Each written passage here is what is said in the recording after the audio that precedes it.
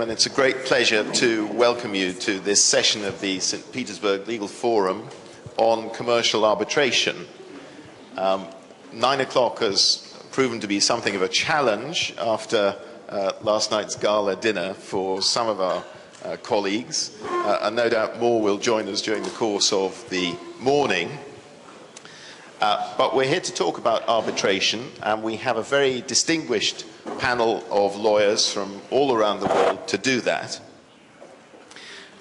We heard yesterday in the plenary session about competition between different legal systems.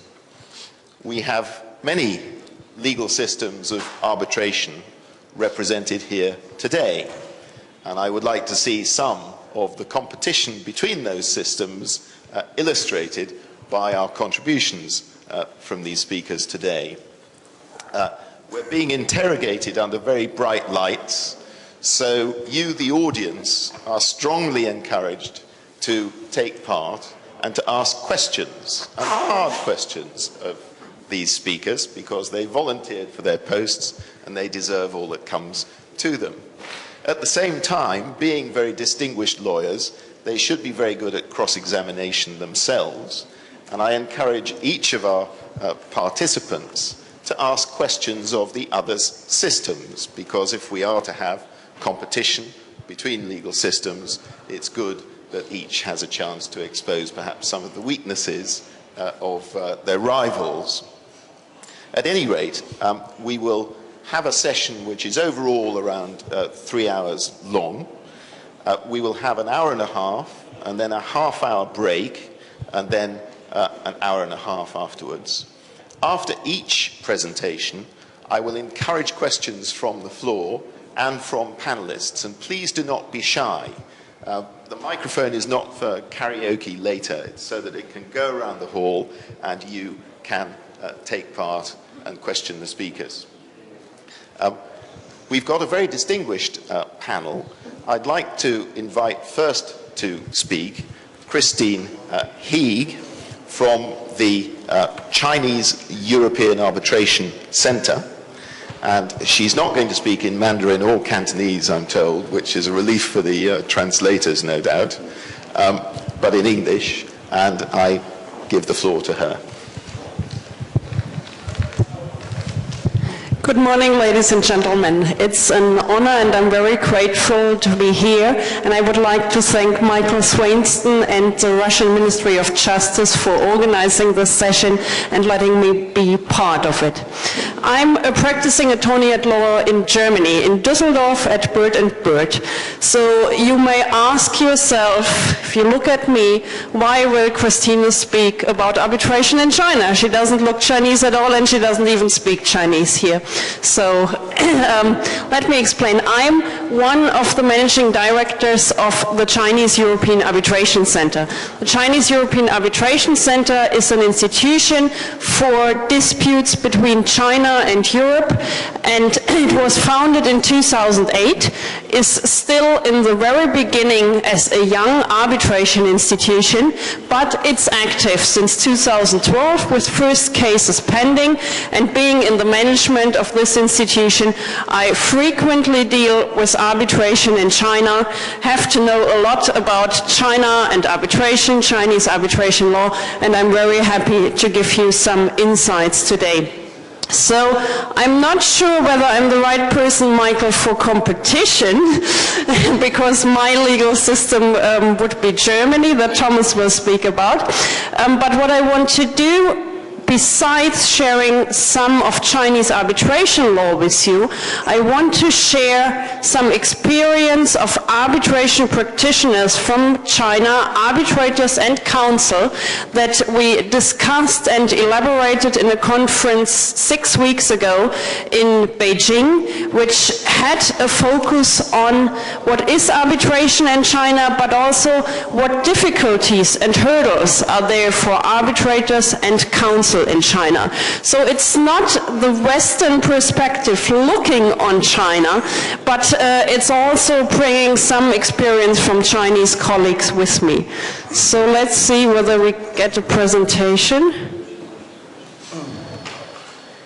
'Can you? start the presentation?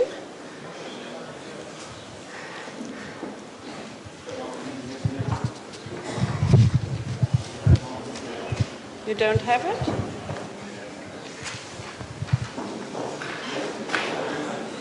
You don't have it? Just a minute.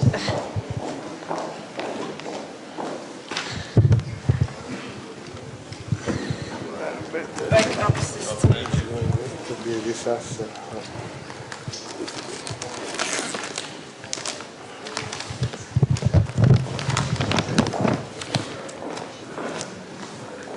So it's presentation China arbitration.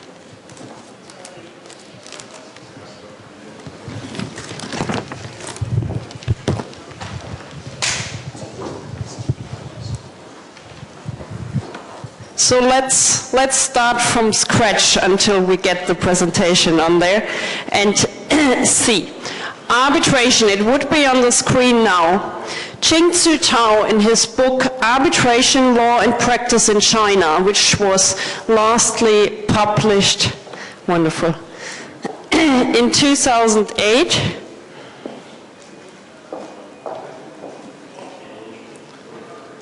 How do I...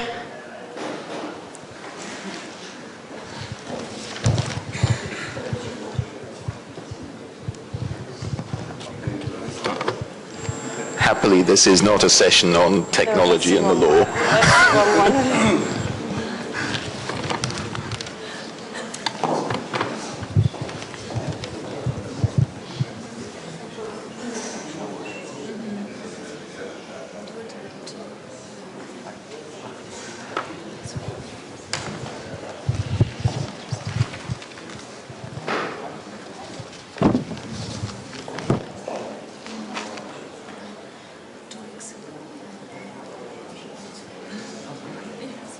How does this work? Or will you do it for me?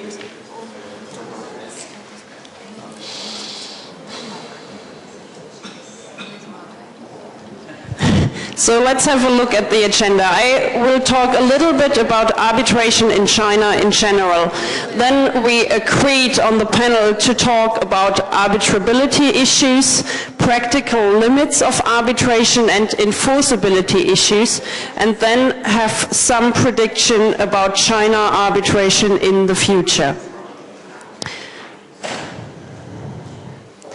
So Qingzu Tao, as I started just a few minutes ago, said a unique system of arbitration, often and accurately referred to as arbitration with Chinese characteristics. What we heard in the plenary session today is also true for arbitration in China. There are some Chinese characteristics. So let's have a look at some general aspects of arbitration in China. There is a tremendous rise in case numbers in China arbitration in the last 20 years.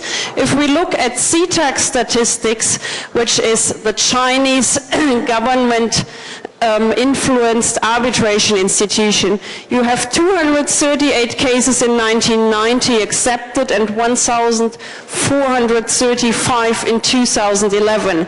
If you compare that to the ICC, which is one of the most important arbitration institutions in the world, you have 529 cases in 1999 and 793 cases accepted in 2010. So these statistics already tell you that China arbitration is tremendously on the rise due to the economic growth and relationships between China and other countries of the world. Arbitration in China is institutional arbitration. It's not ad hoc.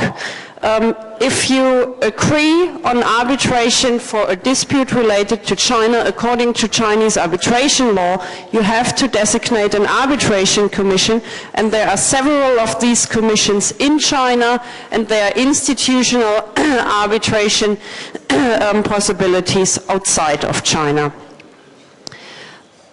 Besides that, arbitration on the rise with respect to China, you can also see that from looking at arbitration institutions like the ICC, like Hong Kong, Singapore and Kuala Lumpur, like Stockholm, Vienna, the German Arbitration Institution, who are all becoming active, and I heard just yesterday the LCAA also, about promoting arbitration with respect to China-related disputes in Europe.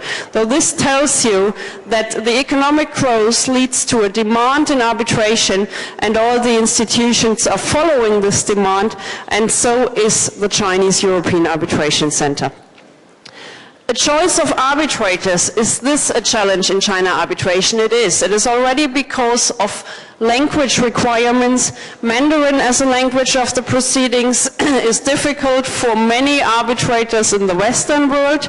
Education of arbitrators is an issue in China, and all the arbitration commissions work hardly by having special continued education for their arbitrators at least once a month, and decisions based on law, and I will come to further aspects of that, are also an issue of arbitration in China. Arbitration and mediation, are they twinned in China? If you look into the role of mediation in China, you will find that it was always a very, very important part of dispute settlement. Face-keeping solutions and amicable settlement are the first desire of Chinese parties. So arbitration and mediation are definitely connected. There is something that may be special to everybody not from China. If you find a settlement by mediation within China, this will be enforceable under Chinese law in China, and this is something that in Western concepts we are very often lacking, because in a lot of other concepts, settlements out of mediation are simply a contract and not enforceable. So what you find in China, for example, with the Beijing Arbitration Commission, are really modern rules for mediation and the tradition behind it, and so a very, very strong system about mediation. So let's have a look at arbitrability, as this is one of the issues this forum wants to look at. Trevor Cook, in his book International Intellectual Property Arbitration, said only in a few cases parties come across issues of arbitrability. Arbitrability is especially a question in IP disputes, but let's look at the prerequisites in China first. In general, a wide range of disputes are arbitrable. Disputes of commercial nature, including securities and IP, which is an issue in many legal systems, are arbitrable in China. So there's no need to worry about these, let me say, classic questions of arbitrability in China. There is a definition which says it may be contractual or non-contractual disputes related to property rights or interests between citizens, legal persons and other organizations. And there is one principle that is very, very important. It's the principle of equal civil subjects. So in case of subordination, there is no arbitrability. And you can see that looking at the exclusions from arbitrability in China, which is administrative law disputes when governmental organs are involved, which is family disputes about personal rights, marriage, adoption, guardianship, child maintenance and inheritance. It's labor disputes, and it's disputes about agricultural projects. Practical limits of arbitration in China. As said before, according to Article 16 Chinese arbitration law, parties are required to designate an arbitration commission. That means one of the arbitration commissions in China or an arbitration institution outside of China, if it's foreign-related arbitration. You will find a discussion about whether ad hoc arbitration is admissible in China, but when you discuss it also with judges from the Supreme People's Court, they say that there might be a slight possibility that ad hoc arbitration pursued outside of China might be enforceable, but as this is still a discussion in China, it's wise to stick to the Arbitration Commission or the arbitration institution. What other practical limits are there for arbitration in China? Besides no enforceability without an arbitration commission, mediation can be an obstacle to arbitration in China. Let me give you one example from my private practice a few months ago. I was involved in a case for a client. They wanted to settle a very, very complex question with interim injunctions already going on, and the local authorities made the parties mediate. All of a sudden, my client was not available anymore. I couldn't reach him. And after 3 days, he came back to me and he said, I got engaged in a kind of mediation that the authorities proposed, and here's the settlement that we shall agree upon. And I was already curious when he said that we shall agree upon. And there was an arbitration clause in there for AAA American arbitration if the settlement agreement doesn't work out, and it was obvious that this was simply to prevent the parties to go to arbitration because there was no connection to the United States, no party was familiar with arbitration in the United States, and it was simply an idea of these local authorities involved in mediation that wanted to put the hurdle very, very high, that the parties don't go into arbitration if that fails. Fortunately, everything worked out. Other practical limits of arbitration: informed parties, skilled lawyers drafting arbitration clauses.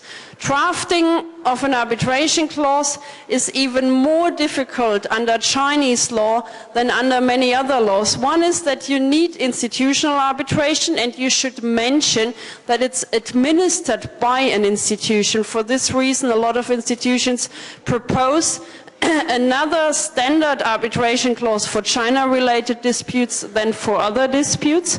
But you also have to be very, very precise designating the matter in the arbitration clause, or Chinese courts might at a later stage say that this dispute didn't fall under the clause and even reject enforcement based on this argument.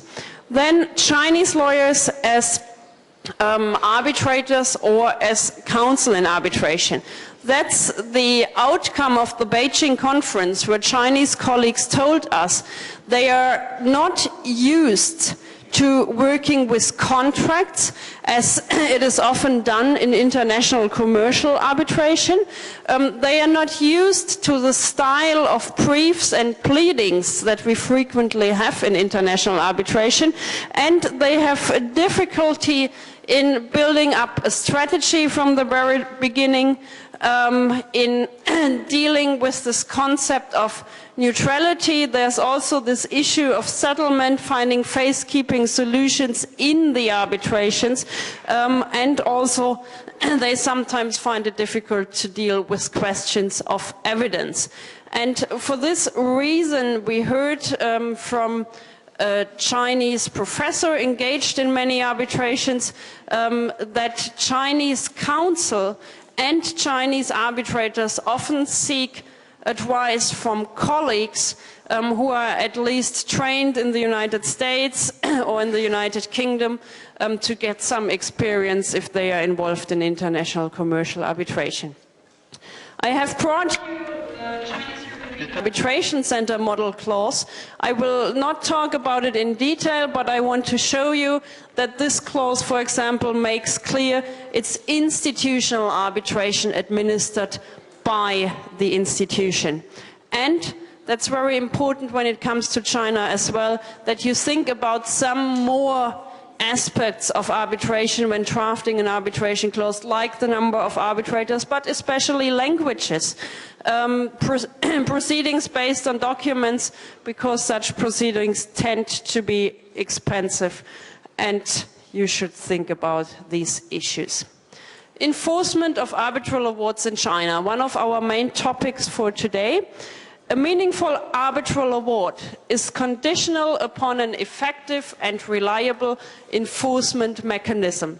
That's what Jing-Tsu Tao also said, and this quote already tells you that there are questions of enforceability in Chinese arbitration law and Chinese arbitration practice. So let's have a look at enforcement of arbitral awards in China. In China, an arbitral award has a nationality. It's either a Chinese award, or it's a foreign award, or it's something in between, then it's a foreign-related award. So what is that? Domestic awards are arbitration awards rendered within China between Chinese parties. There is no foreign element at all. And when we look at domestic arbitration in China, besides questions like periods in which enforcement has to be sought, which is 6 months, and 2 years in which enforcement has to be granted, and there is a lot of difficulty in getting judges in China to prolong such periods, even this is necessary. There is one important issue with respect to enforcement of domestic awards, which is that these awards can be refused to be enforced because of substantive or legal grounds. So the court may argue that there was insufficient evidence or that the law was not correctly applied. This means that for domestic awards in China, you have a kind of a situation which leads to a full appeal against arbitral awards, which is not comparable to what we know in many other systems of the world. Now let's have a look what happens if a foreign element, a foreign party comes into play. What is very important to say, domestic awards include disputes between Chinese parties and foreign joint ventures within China, which are, according to Chinese foreign investment law, in the corporate form of a Chinese foreign joint venture. So this company is said to be a Chinese company, even so there is foreign influence, and then you are in domestic arbitration if your joint venture is in dispute with a Chinese business partner. Now let's have a look at foreign-related awards. Foreign-related awards are awards rendered by an arbitration commission in China, for example CITAC, for example the Beijing Arbitration Commission, but there is a foreign element, in most cases a foreign party to it. Then you have enforcement similar to what we have in the New York Convention. These provisions are incorporated in Chinese arbitration and Chinese procedural law. And you have, and that's of importance with respect to public policy, because the stage where enforcement is often denied in China is public policy. There is one case, for example, about a music band giving a concert in China, and the court, and they were not paid, they went to arbitration, they got an arbitral award in their favor, and the court in the very end decided that it will not enforce the award because the heavy metal music played violated Chinese public policy. So that's one of the examples, and China is working hard to fight this this appearance in the international community that based on public policy any award can be not enforced if Chinese judges do not seem it positive for the Chinese party. So what did China do in order to prevent that? in 2000 they installed a reporting system. So when enforcement is sought for foreign related awards, it's the intermediate courts that have to decide on this. If they want to deny enforcement, it goes up to the Supreme People's Court, and the Supreme People's Court will have a final say. Now let's have a look at the practical implication. I asked a colleague in Shanghai, how long does it take if the intermediate court says, I won't enforce, but it goes up to the Supreme People's Court, and they simply said, you don't know, and you will not even get a notice that it went up to the Supreme People's Court. So that's why you can really get in trouble with this 2-year period in which enforcement has to be granted, and there's nothing you can do about that. That's what Chinese colleagues are telling us. So, when it comes to foreign awards, these are awards rendered by an arbitration institution outside of China. Then you have enforcement according to the New York Convention that everybody is familiar with, and everything is the way we are used to it, except of the one issue in the very end, which is public policy.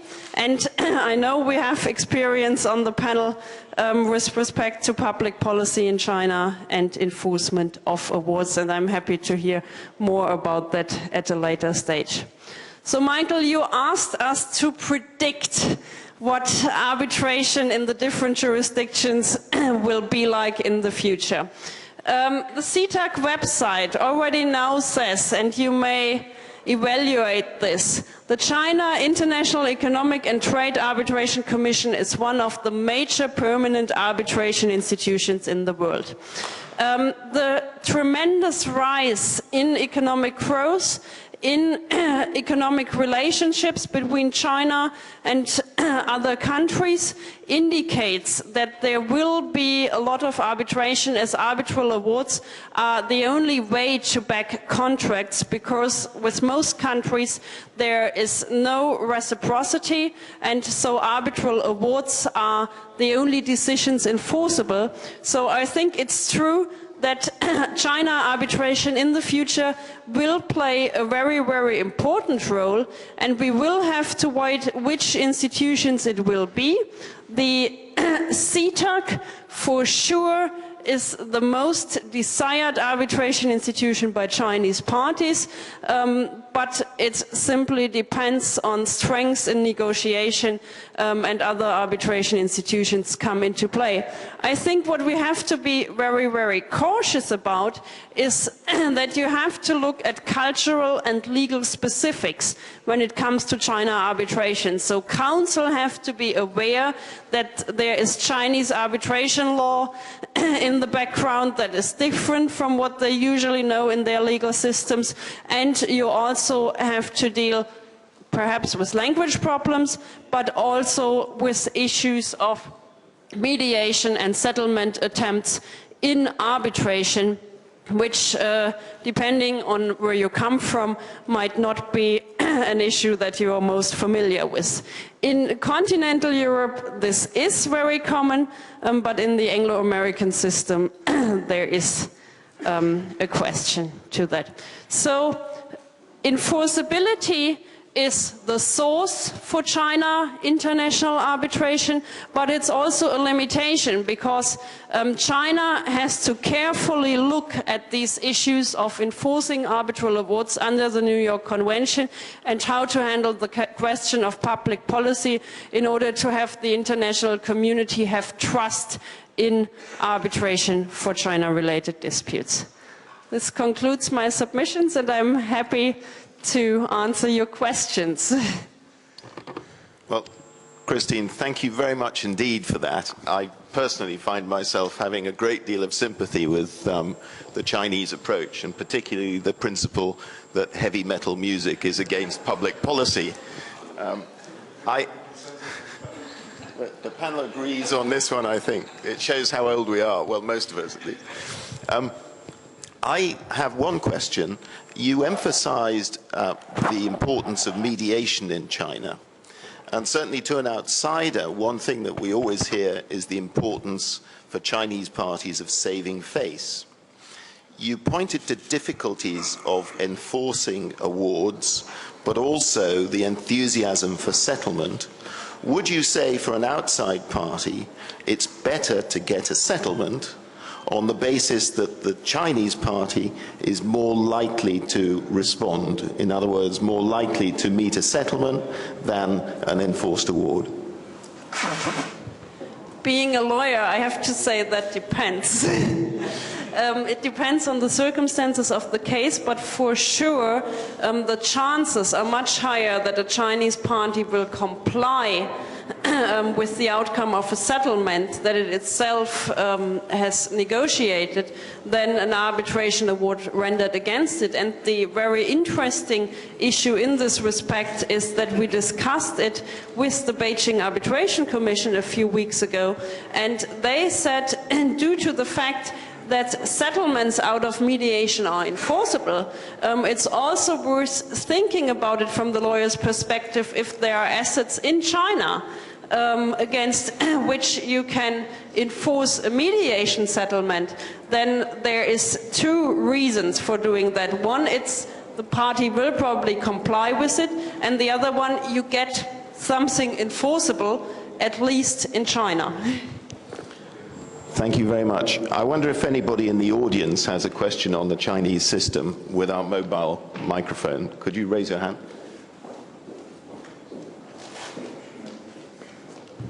Mr. Moore.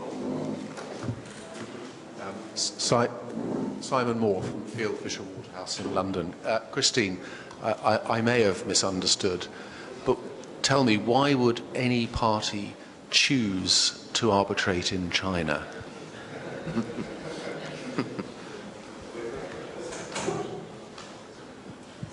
I can tell you that I get a lot of phone calls at SIAC management with companies that have agreed on CTAC arbitration. And when I ask a little bit further, getting in touch with company representatives, they tell me either it wasn't important at all at the time of concluding the contract what was in this arbitration clause, and they didn't even think about what they get, or the Chinese party insisted so much that they didn't want to blow up their contract negotiations by discussing the clause.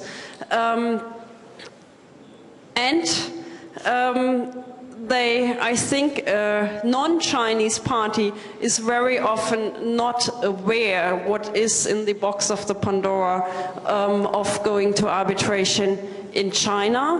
When you, for example, look at CTAC arbitration, unless expressly stipulated in a contract, you get a Chinese chairman. You have to expressly stipulate that you want to be able to appoint arbitrators not on the CTAC list, and then there still is a review by CTAC. You have to be careful about the default language and the default venue being decided by CTAC. So I think it's very often the case that parties not coming from China are not aware about China arbitration.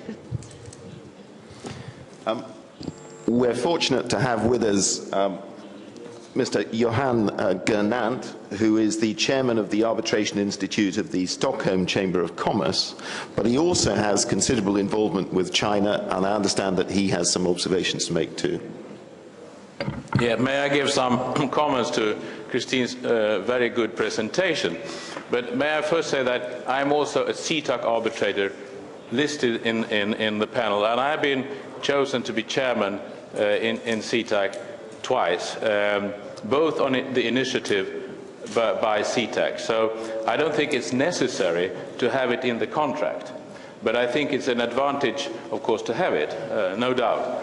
But you can argue for a Western chairman if you so prefer, and as you know, there is a list in China, as it is in many countries, specifically in the Eastern countries.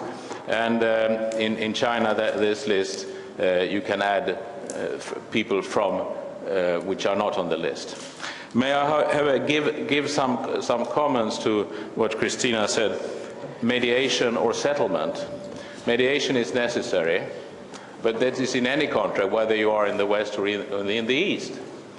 But mediation to a Chinese very often means you agree with us, or we have to go to arbitration. They very little change from their position in order to find an amicable settlement on other grounds. So for me, mediation, yes, you have to accept it, but very often it's theater, to be very frank, because simply it doesn't have any other effect, but you have to agree what the Chinese side says. This is also the case where if you win the case and you like to go to enforcement, it will start again. Let's first try to mediate, although you were successful in the case, but that was the case. Now let's see if you should get paid, and you have this again. To add here, I'm saying this also as it's always said by all of us when we are in China. We are all friends of China. We understand the development. We understand their difficulties, but we also have to understand that it's a people that have always been negotiating, not only in business, but I believe also at home, in the kitchen. So that's a tradition they have in China, and we have to live with that. But I would like also to add to what Christina said, that if you have a settlement, you can have, at least under the Stockholm Rules, paragraph 39, you can have your settlement put into an arbitral award and have that arbitral award enforced. So it is not, you say, yes, it's okay to have a settlement. We have a settlement agreement, we sign it, we have the rules of whatever arbitration institution you choose, and then if you pay within 2 weeks, that's fine. Otherwise, we have to get this enforced according to the award by the arbitral tribunal then being chosen. There's one more thing which I think is very important to stress, which Christina did. The Chinese lawyers are not very experienced in providing evidence. But it's not only the lawyers, because there's a huge development of Chinese lawyers. Many of them are trained abroad, many have a good command in English, and so forth. We all know that. But when they come to their clients and ask them to produce documents or to produce proof or witness statements, they have a huge difficulty in doing so. And they very often think that their version of what has happened is the true version. And this we have come across, all of us. So it takes time, patience, and smiling a little bit with the Chinese to get them to present the written evidence. Thank you. Thank you very much. Well, we've talked about China, which is one of the world's booming economies. We are here in another of the world's booming economies, which is very refreshing for Europeans. I would now like to call upon our very distinguished guest, Judge Natalia Pavlova of the Supreme Commercial Court in Moscow, who is going to explain for us the Russian system and the Russian position, particularly in terms of arbitrability and enforcement. Thank you, Judge. Thank you very much. Спасибо большое. Уважаемые коллеги, я бы хотела... My dear colleagues, I'd like to... 1, 2, 3, are you okay with the interpretation? 1, 2, 3, 4.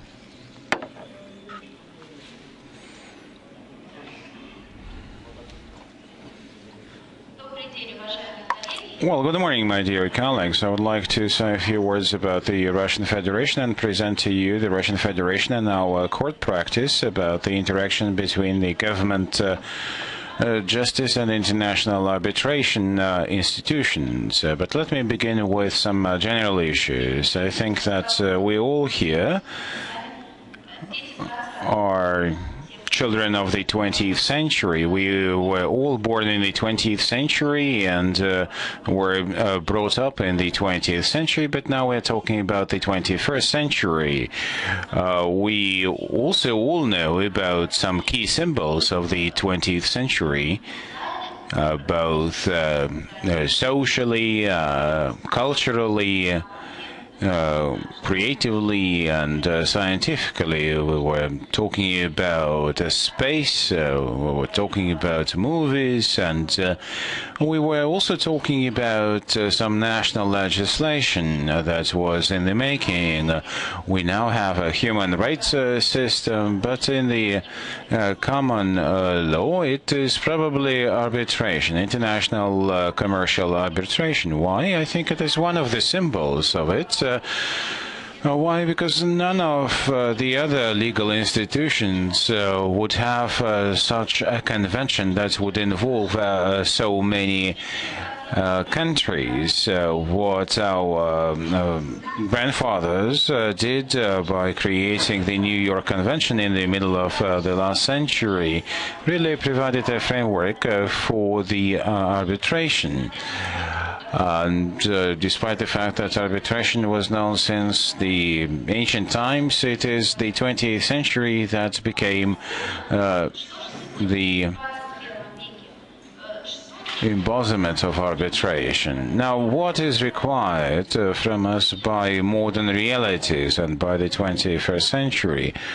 How do we keep this high standard of arbitration that was achieved in the last several decades? I think that today we need to take into account all changes in the social sphere, talking about globalization, computer technologies and information technologies, and also transparency, including legal transparency. And I think that the main merit of arbitration that was considered to be its confidentiality in the 20th century, today, in the 21st century, it could be a decelerating factor in the development of arbitration. So what I think is needed is that arbitration institutions should probably get together at the international level and perhaps virtually by first creating an association of arbitration institutions and creating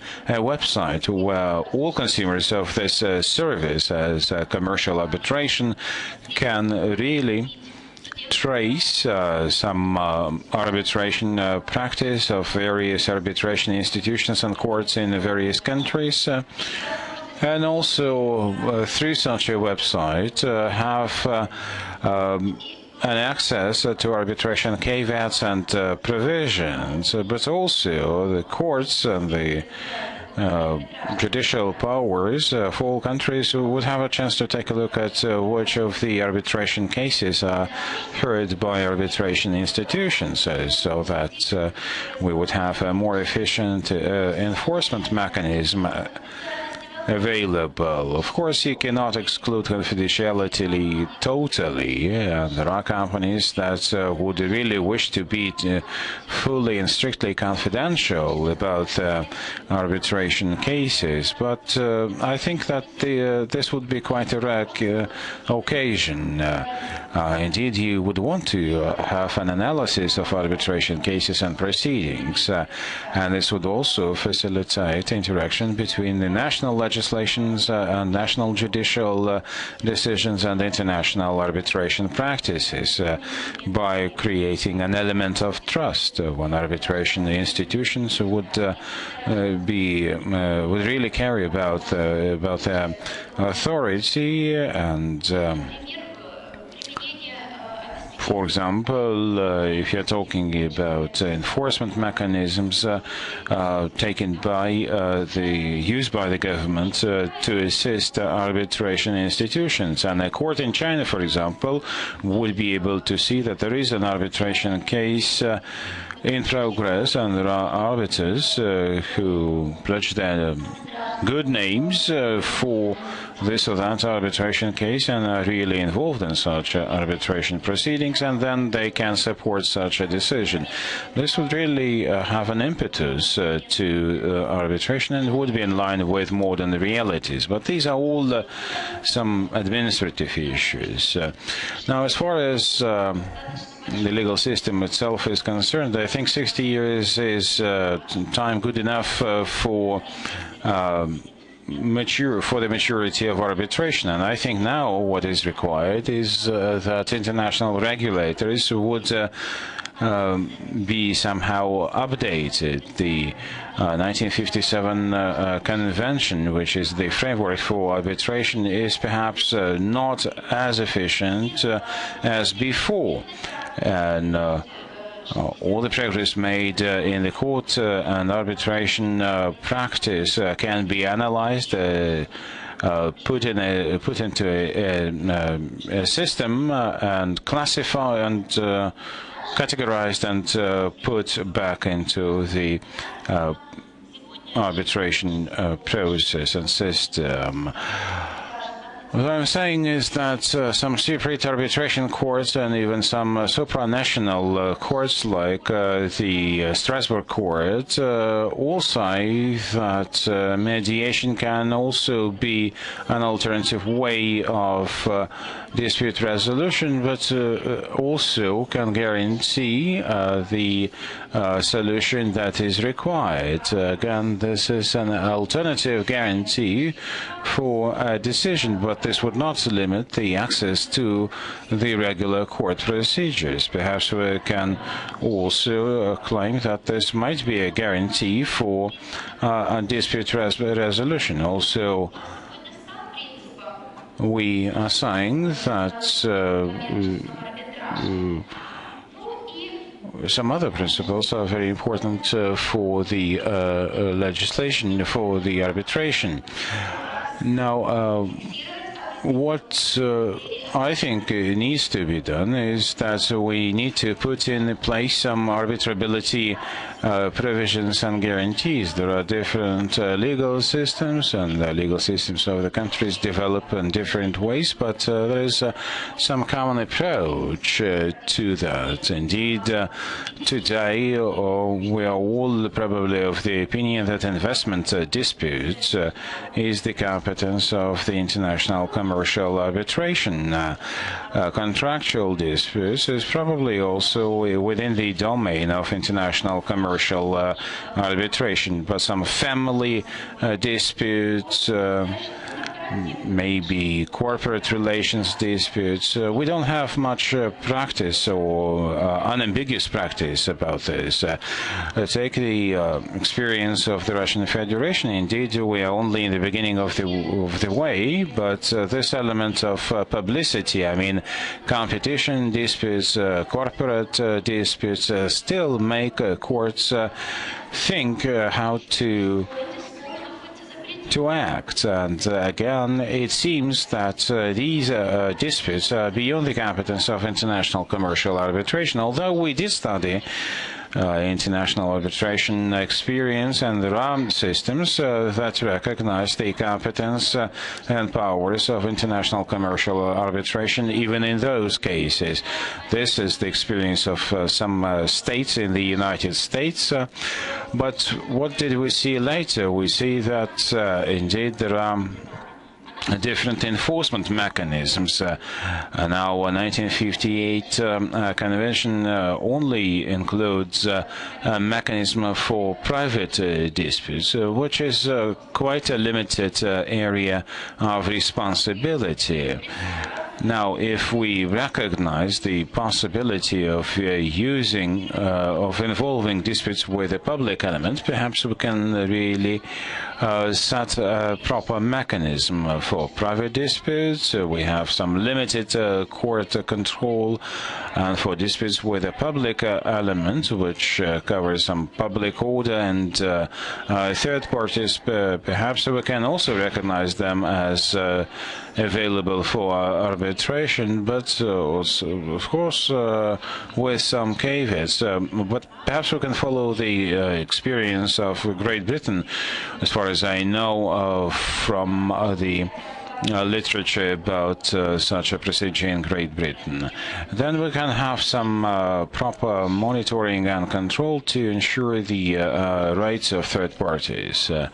This is again some change in the court in the judicial practice in the 21st century, and this may, as I think, be reflected also in our regulatory norms.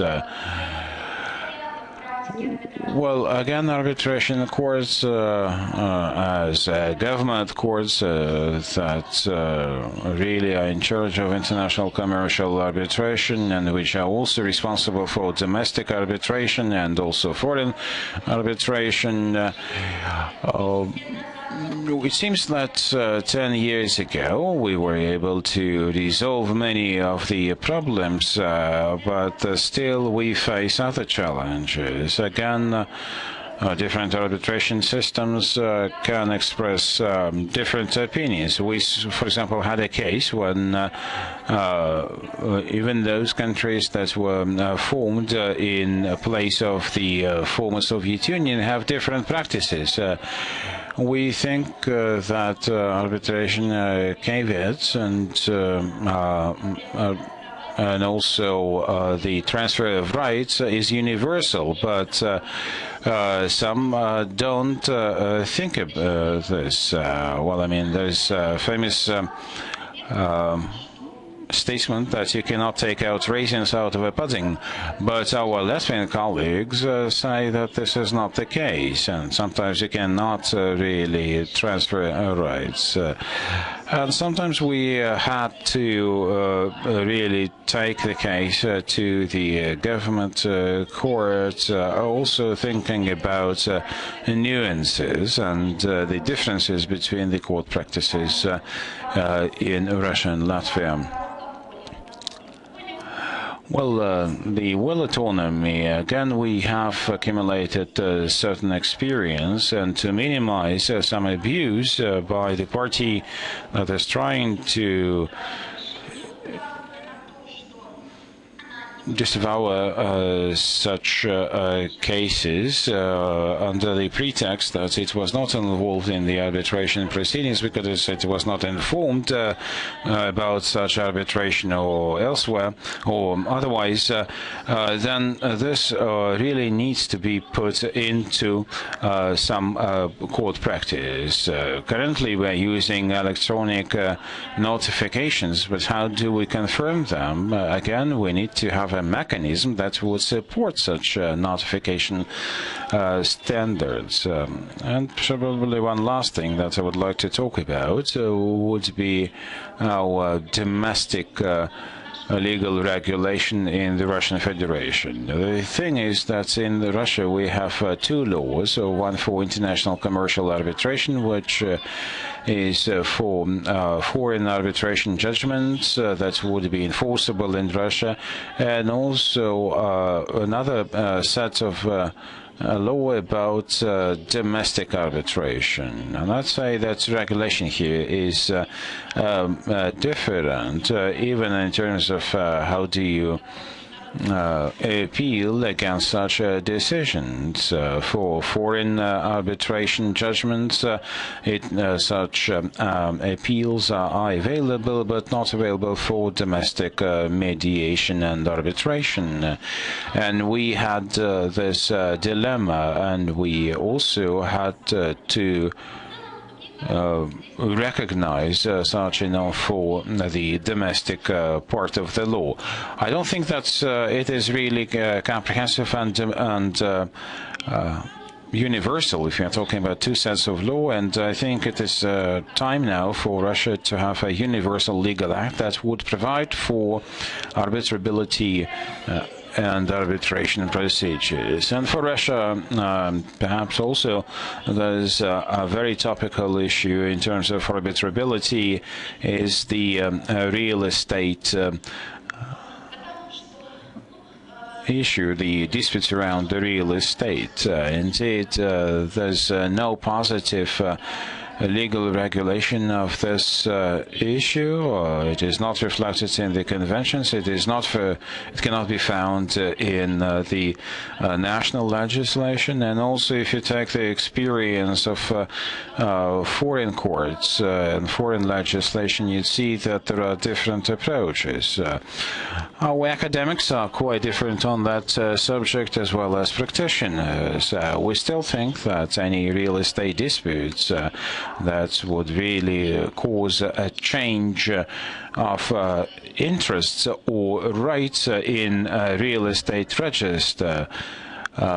This means that really this cannot be within the domain of arbitration. However, the Constitutional Court of Russia believed otherwise and said that it is possible unless it infringes on the rights of third parties. But a public register, this is really the rights of third parties. So we have this theoretical and practical disputes in Russia, which is going on, and I don't know what my colleagues would think about how to regulate real estate disputes. But otherwise, arbitration is, of course, very important, and mediation is important. That would make the life of government judges easier, and we would have less burden on our shoulders. Thank you. Judge. It's very important and interesting to get some insight into arbitration in the home state. I have a question, which is this. When it comes to enforcement of a foreign award, what is the position of Russian courts on the scope of the public policy exception to enforcement? Is it construed very narrowly, or does the position vary according to which court you're in? Is there any universal practice? Is there guidance from the Supreme Commercial Court?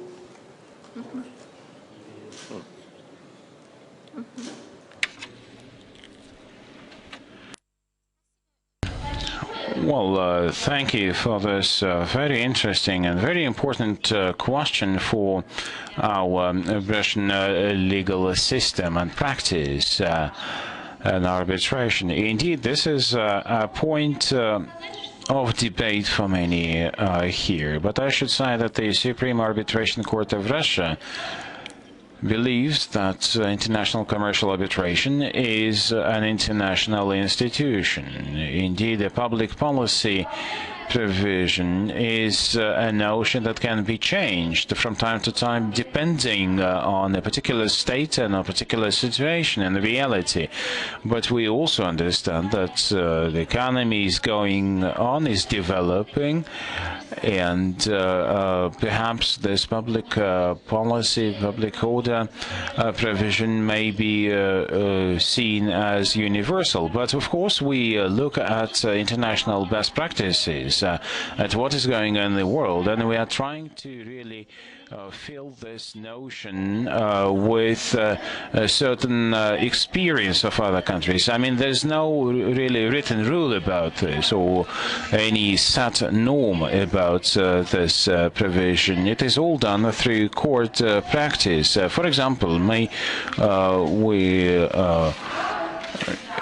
in line with the continental law, we included punitive damages. So we have some court decisions. Some decisions were not enforceable because of this punitive damages provisions.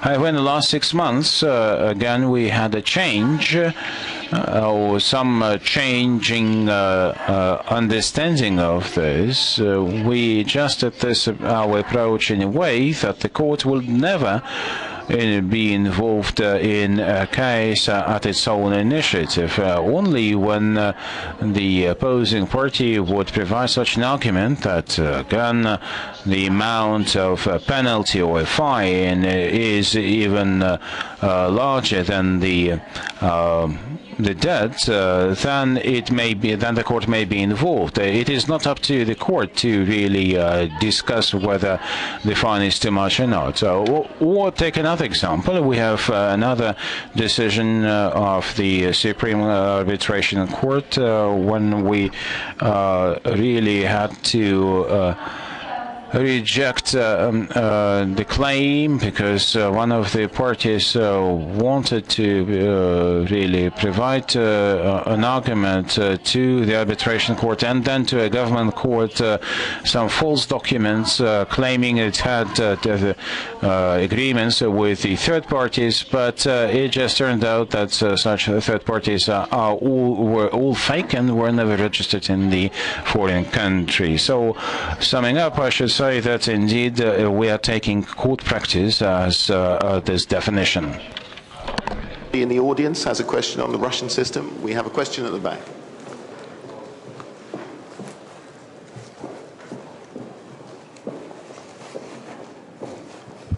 Could I ask you to say who you are as well? Кирилл Труханов, адвокатская бюро Легас Лекс. Kirill Trukhanov, Lawyers Bureau. Regulator dispute, is it subject to arbitration or not? This is a famous case in Russia. At this point, I think that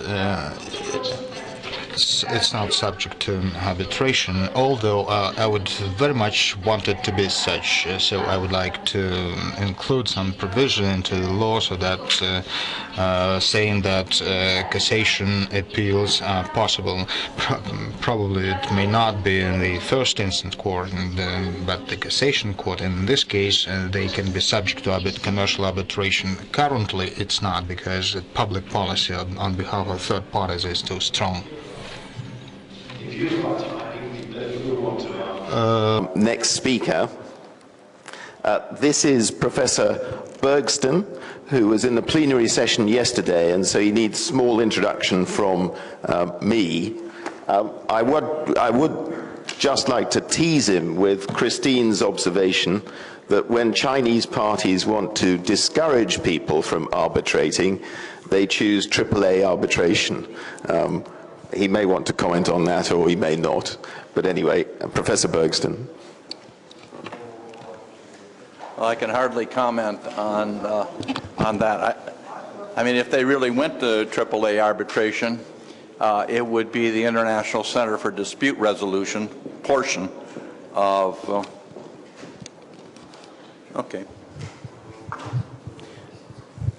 It would be the International Center for Dispute Resolution, which is a portion of the American Arbitration Association.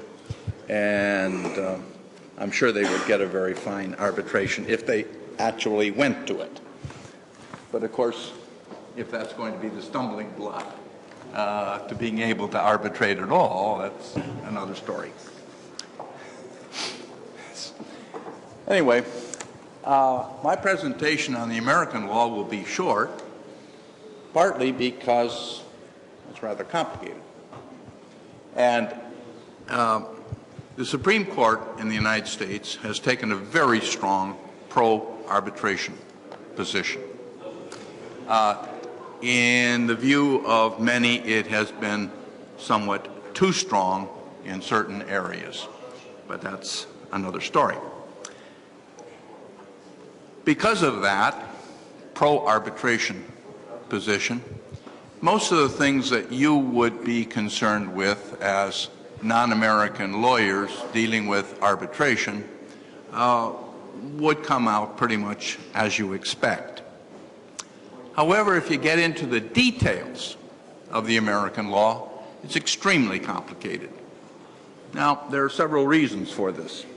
First of all, each of the 50 states, plus the District of Columbia, Puerto Rico, Guam, you name it, that are associated with the United States, has its own arbitration law.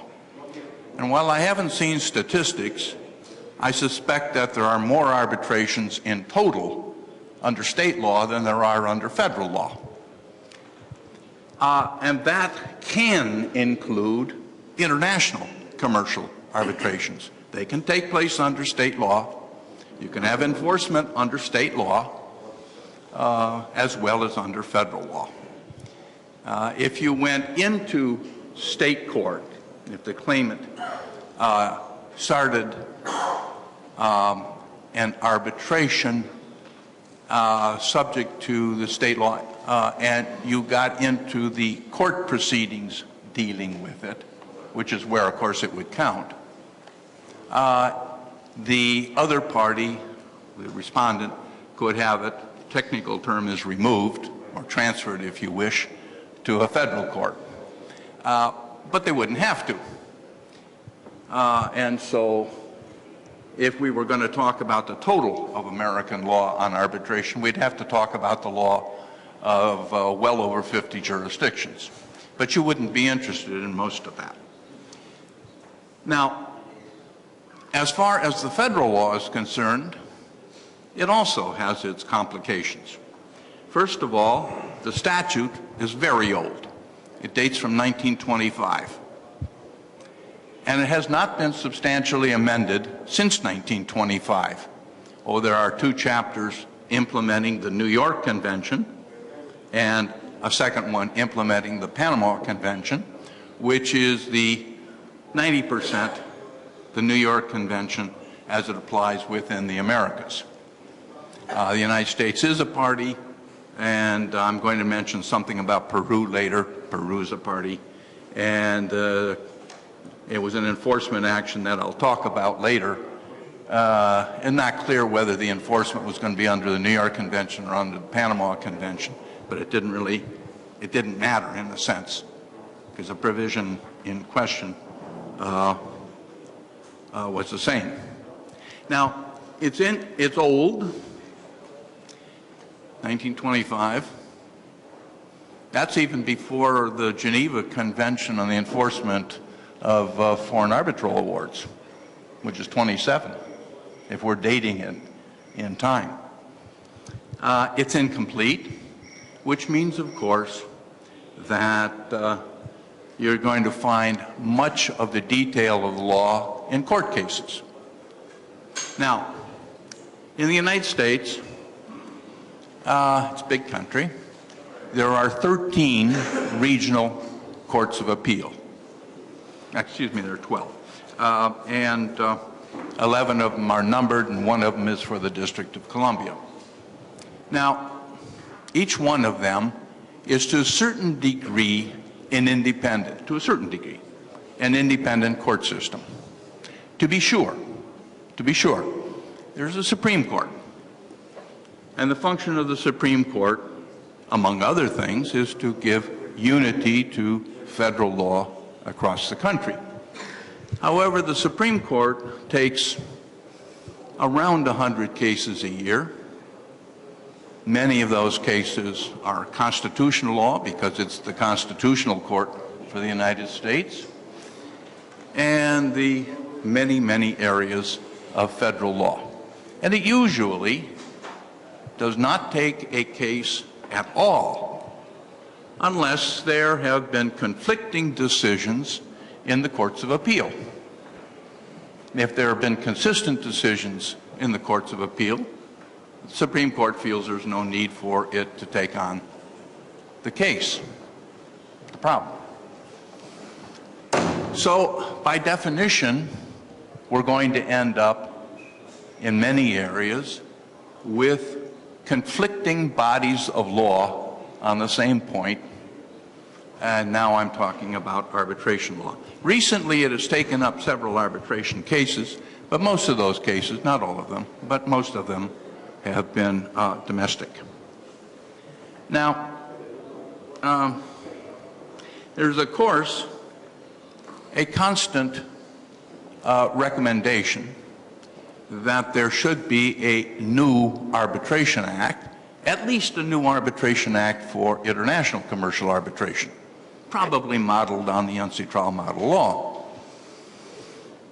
there is no current expectation that that will happen within any time frame that is reasonable. As many of you know, the politics in the United States right now are very deadlocked on almost every kind of issue, and there is simply no push at the political level for a new Arbitration Act. Now, that leaves a great deal of unclarity to the law for Americans as well as for foreigners.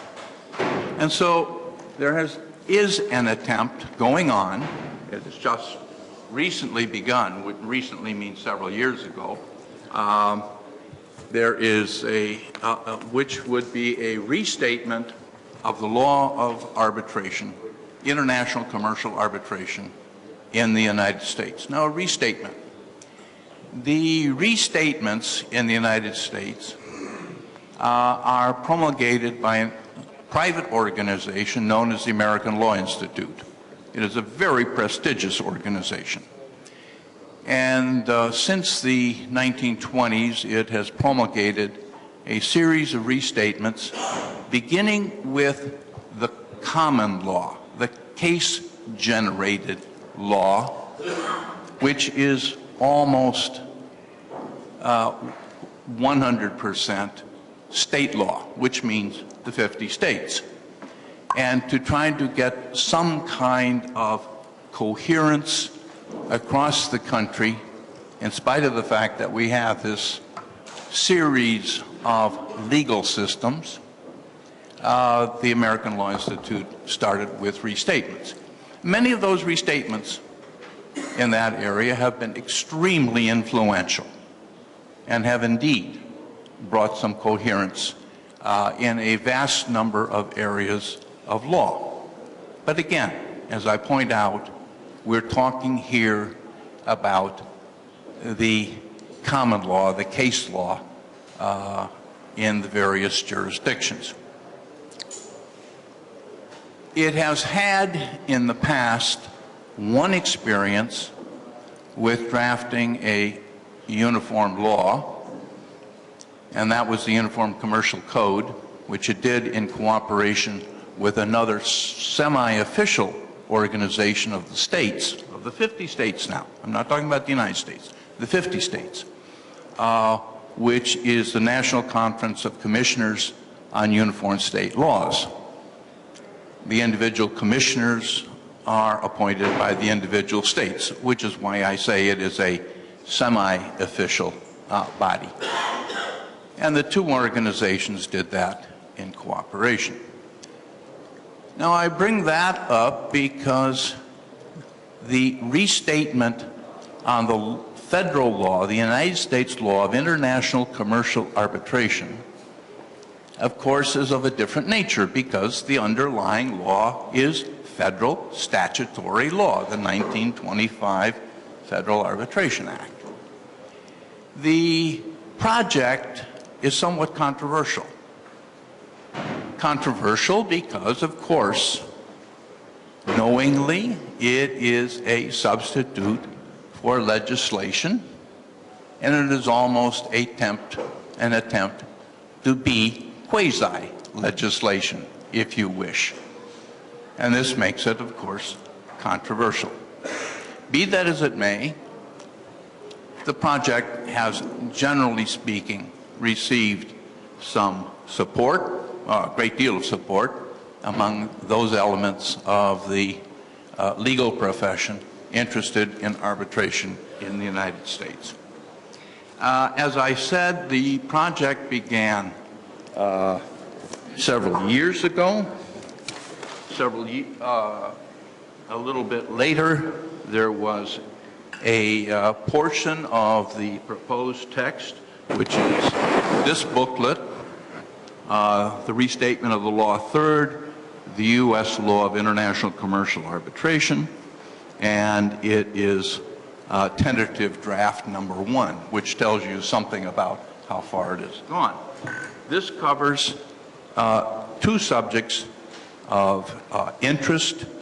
One is a chapter of the restatement on definitions, and the second one is on recognition and enforcement of awards. There is a meeting in several weeks at which the next portion of the restatement will be discussed at the ALI. This is a project which is going to take maybe another 10 years, and then we'll see what happens. Now, where did my papers go?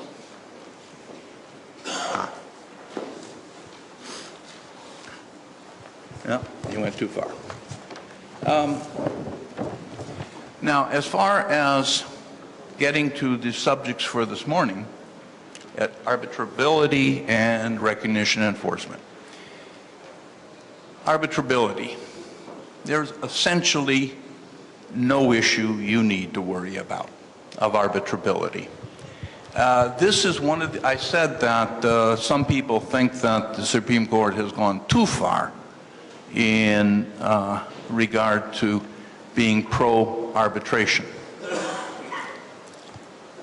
The reason I say that, and it'll point out what I'm talking about in terms of the arbitrability issue, is that there have been a number of state laws which have been restrictive of arbitration in the consumer area, or particularly with certain pre-dispute arbitration agreements in various areas where it is felt that one of the parties is in a weaker position to negotiate the agreement or to carry out arbitration than is the other. The Supreme Court has essentially said no. No. Under the Federal Act, it is only general matters of state law governing contracts in general, but not contracts regard to arbitration in particular, that become binding law. There is no federal law of contracts. It's state law. So general provisions on the formation of a contract, for instance, under state law, yes, they govern a contract which would be including arbitration. But a state law that puts a prohibition on some aspect of arbitration in particular, that's a no-no. Well, that has been leading in the last several years to some proposals in Congress to change the Arbitration Act in various ways that the arbitration community has been very much afraid of, because the drafting has not been artful and could affect international arbitration, commercial arbitration, as well as the subject areas that the authors are particularly concerned with. Nothing has come to fruition yet, but nevertheless, this is one of those examples of the pro-arbitration attitude of the Supreme Court, which some people feel goes too far. It also illustrates why I say there's almost no issue of arbitrability that you would need to think about. The general position seems to be that unless there is a federal statute which specifically puts a restriction on arbitrability, and there's only one that I've seen mentioned, that it's nothing for you to think about. Now, when we come to the question of enforcement, in general, again, you're going, except for the issues that arise under Article 5 of the New York Convention or the similar provisions in the Panama Convention, which of course can come up any place and they're in the convention, there isn't very much. But there are two issues which have come up which would be very surprising, I think, to a foreign lawyer. One of them has to do with what's known in the United States as personal jurisdiction. Now, every country it defines in some way those matters that can come before the courts. And of course, now we're talking about the courts when we're talking about enforcement. It defines them in a positive way, what can come, and in a certain negative way, those things that can't come. Now, in the United States, I mean, you have both issues, and that which can't come is, to a certain degree, matters of constitutional law. The Due Process Clause of the Fifth Amendment, if we're talking about federal courts, the 14th, if we're talking about state courts, due process, let's translate that as fairness. That's not completely accurate, but it'll do for the purpose. And when it comes to the jurisdiction, again, now we have gotten two rubrics. There has to be subject matter jurisdiction and there has to be personal jurisdiction for the courts to be able to handle the case at all.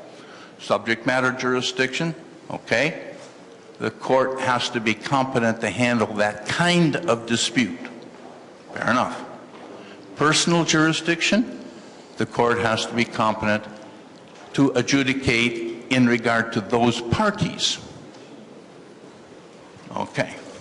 Now this gets, I tell you, it's not easy always to figure out exactly what subject matter jurisdiction usually raises fewer questions, but personal jurisdiction on the edges can be very difficult.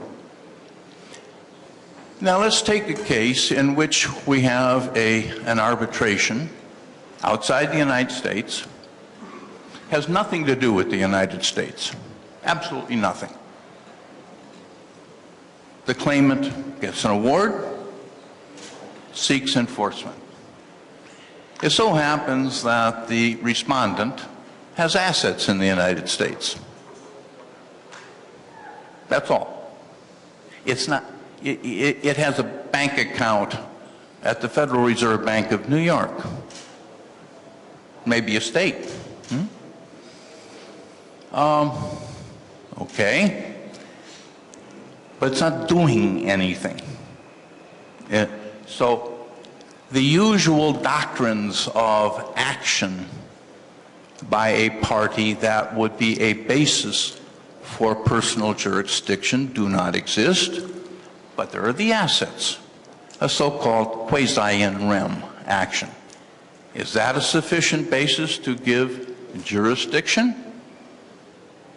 Well, some courts say yes, some courts say no. Federal courts of appeal. The Fourth Circuit, which sits in Richmond, Virginia, has said no. Well, Supreme Court has not answered the question. I can tell you what the restatement says, for whatever it's worth. It says yes. Well, for whatever it's worth. And we'll find out what it's worth in another 10, 20 years, I suppose, as things go along. That might be a surprise. But this is not a question of so much of the law of arbitration. This is a question of the law of the jurisdiction of the court to entertain an action at all.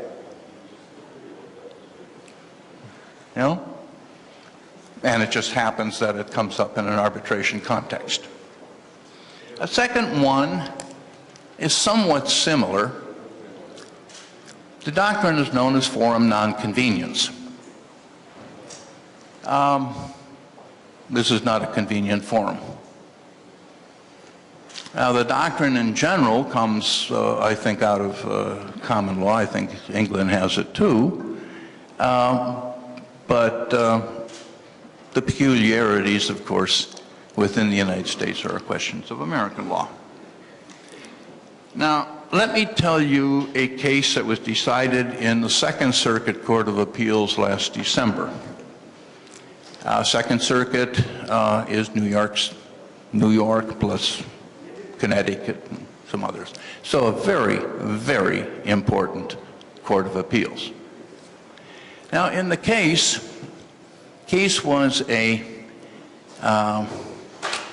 consultant contract in Peru with a private party who in Peru described themselves as a Peruvian party, and when they got to the United States, they described themselves as a Brazilian party. And I don't know which way they're going to go with that, but be that as it may, against an agency of the Peruvian government, or a ministry of a particular program, but ministry of the Peruvian government. In the contract, there was a dispute resolution clause that said they could either go to the courts in Lima or to arbitration. When there was a dispute over certain payments, they went to arbitration. They got an award for something over US $21 million. Peru contested in the courts, asked for. They lost on appeal, so we now have a binding award in Peru. And in fact, Peru paid part of the award. So right now, we're not questioning the award. The award is valid under Peruvian law. What more can we ask for? Now, what was the problem? Why did the claimant only receive part of the award in Peru? Because Peru had a statute, has a statute, which provides that only 3% of the budget of a ministry or other portion can be paid on the award to a foreign party. If it's a Peruvian party, they can get the whole award. The money stays within Peru. If it's a foreign party, now they're being considered to be foreigners. So, fair enough. So they only got 3%. Now, I take it they could get 3% per year of the budget, but it was about $1.5 million US on a $21 million award. And it was going to take a long, long time to get the entire award if they were going to get 3% per year for a long time. So they brought an enforcement action in the United States. Now, of course, there could be no contesting the validity of the award. That was valid, that was sure. A number of objections were raised, one of which was the quasi-in rem, the quasi-in rem that I already talked about. Second Circuit says that's not a basis. They also said it would not be convenient, forum nonconvenience, because it would go against the public policy of Peru, not of the United States, but of Peru, to enforce the award for the full amount. The district court, the trial court, said forget it. But it was taken on appeal to the Second Circuit, and in December, the Second Circuit, by a 2-to-1 majority, agreed that with Peru, and on a basis of forum nonconvenience, dismissed the enforcement action. They were very much aware of the restatement. And in fact, in the, there's a very long and very well-written dissenting opinion. I said it was a 2-to-1 decision, which, among other things, cites the restatement, which takes the position forum nonconvenience should not apply in enforcement actions at all under, well, there we are. I don't know what's going to happen with this particular case. I don't know. There was some talk about whether they would ask for a rehearing en banc, which means the entire Second Circuit Court. I don't know if they have done it or if they will petition the Supreme Court to take the case, which is a petition for certiorari. But so I don't know where that's going. It's a very dangerous opinion, really, because it means that the foreign statute can be enacted and become the public policy of that state to limit the effectiveness of an award. So there we are. Thank you. Professor, thank you very much for that. It sounds like a fruitful basis for advice to respondents, legislation to prevent payment of awards, but there we are. I'd now like to move to London, and we'll hear from Stephen Moriarty, Chairman of the Commercial Bar Association. He's going to tell us a little more briefly, I think, about the position in London. And after that, I suggest we have our short break. That encourages me to shorten, so I feel like you, or just like you, or just a cup of coffee at this stage. Oh, sorry. Thank you. One preliminary point. For those of you who saw in the conference programme that I am the owner of Fountain Court Chambers in London and are thinking of making an offer to me to buy it from me, I have to disappoint you. In fact, although I work there, I don't own it, and my colleagues would be horrified if they thought I was representing myself as doing so. I want to cover the topic of arbitrability and also say a few words about one specific aspect of enforcement that's of topical interest in England at the moment. As far as arbitrability is concerned, it isn't really an issue that troubles us much in England because we have a very, very laissez-faire approach towards what can be arbitrated, and effectively people agree to arbitrate. The strong predisposition of English law and the English courts is to say people should be bound by their agreement and they should arbitrate it.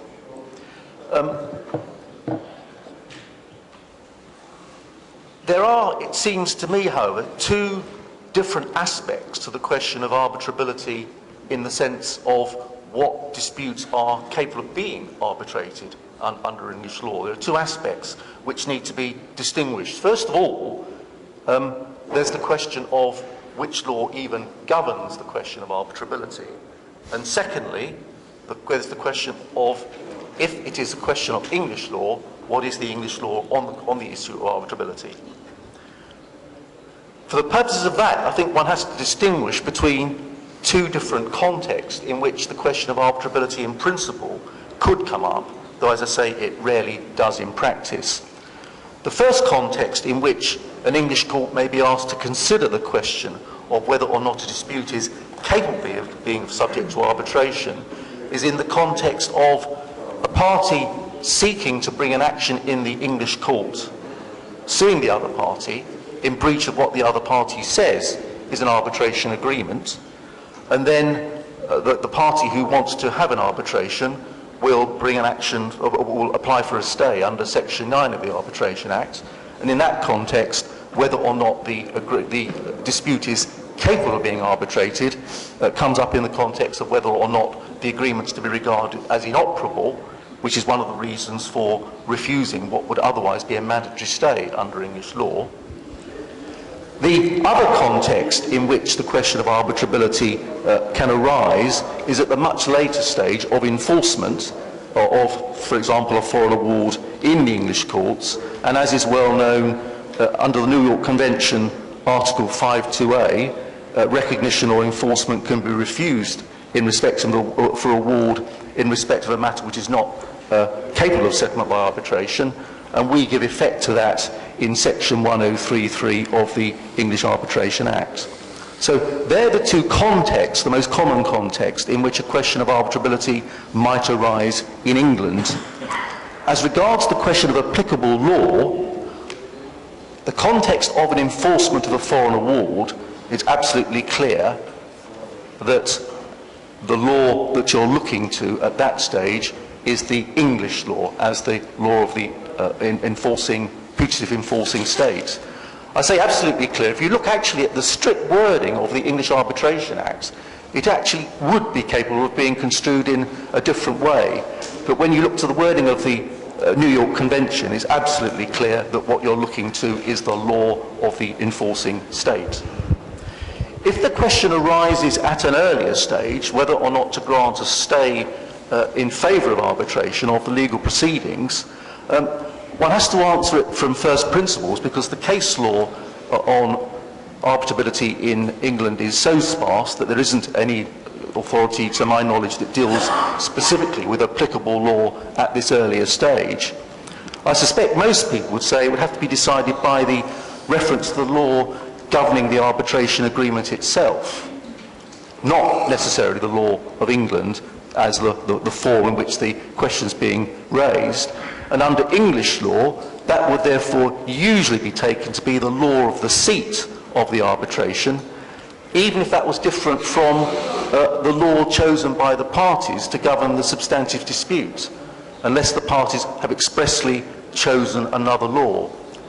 That's a decision which has actually very recently been reconsidered. There's a decision of the Court of Appeal that decides that that's the question as a matter of English law. But interestingly, a couple of days ago, there was a Court of Appeal judgment that lent some support for that being less clear than we'd hitherto thought to be the case. The only other point I'd make about this question, though, is if the question of applicable law at the stage of an application for stay does turn upon the law of the seat and not English law, it does in theory, I suppose, pose the potential problem where you could have an English court holding that a dispute was capable of being arbitrated for the purposes of granting a stay, because that was an issue that was capable of arbitration under the law relevant to the arbitration agreement, but then find itself in a position of not enforcing the award to which the arbitration then gave rise, on the grounds that it wasn't enforceable because it wasn't regarded as arbitrable under English law itself as the enforcing state. Let me then turn to the main question, though, the substantive question: what disputes are arbitrable under English law? It's only a slight exaggeration to say that there are as many analyses and glosses in the commentaries as there are commentators who address the question, and yet there's a correspondingly sparse amount of legal authority dealing with it in practice. As I've already said, Section 1033 of the Arbitration Act specifically makes reference to the question of arbitrability, because it has to specify that that's one of the reasons for not giving effect to a New York Convention award, and it defines it in terms of in respect of matters not capable of settlement by arbitration. But when one then searches in the Arbitration Act for what that might mean, you find rather teasingly that the draftsman's dodged the question, because in Section 81 subsection 1, it's just said nothing in this part of the Act shall be construed as excluding any rule of law, open square brackets, if any, close brackets, as to matters which are not capable of settlement by arbitration. To my mind, though, most reasons underlying why a dispute as a matter of English law would be held inarbitrable stem from two overlapping limits on the power of an arbitral tribunal. First of all, limits on the relief or remedies that an arbitral tribunal can grant, and secondly, limits that inherently follow from the inability of an arbitration award to bind third parties. Taking the first inhibition first, Under the Arbitration Act, an arbitral tribunal is given wide powers to make declarations, order payment of money, order specific performance of a contract, order a party to do or refrain from doing something, or order rectification, setting aside or cancellation of a deed or document. So it's got very wide powers, but of course it hasn't got the power to imprison someone or to impose some other criminal sanction.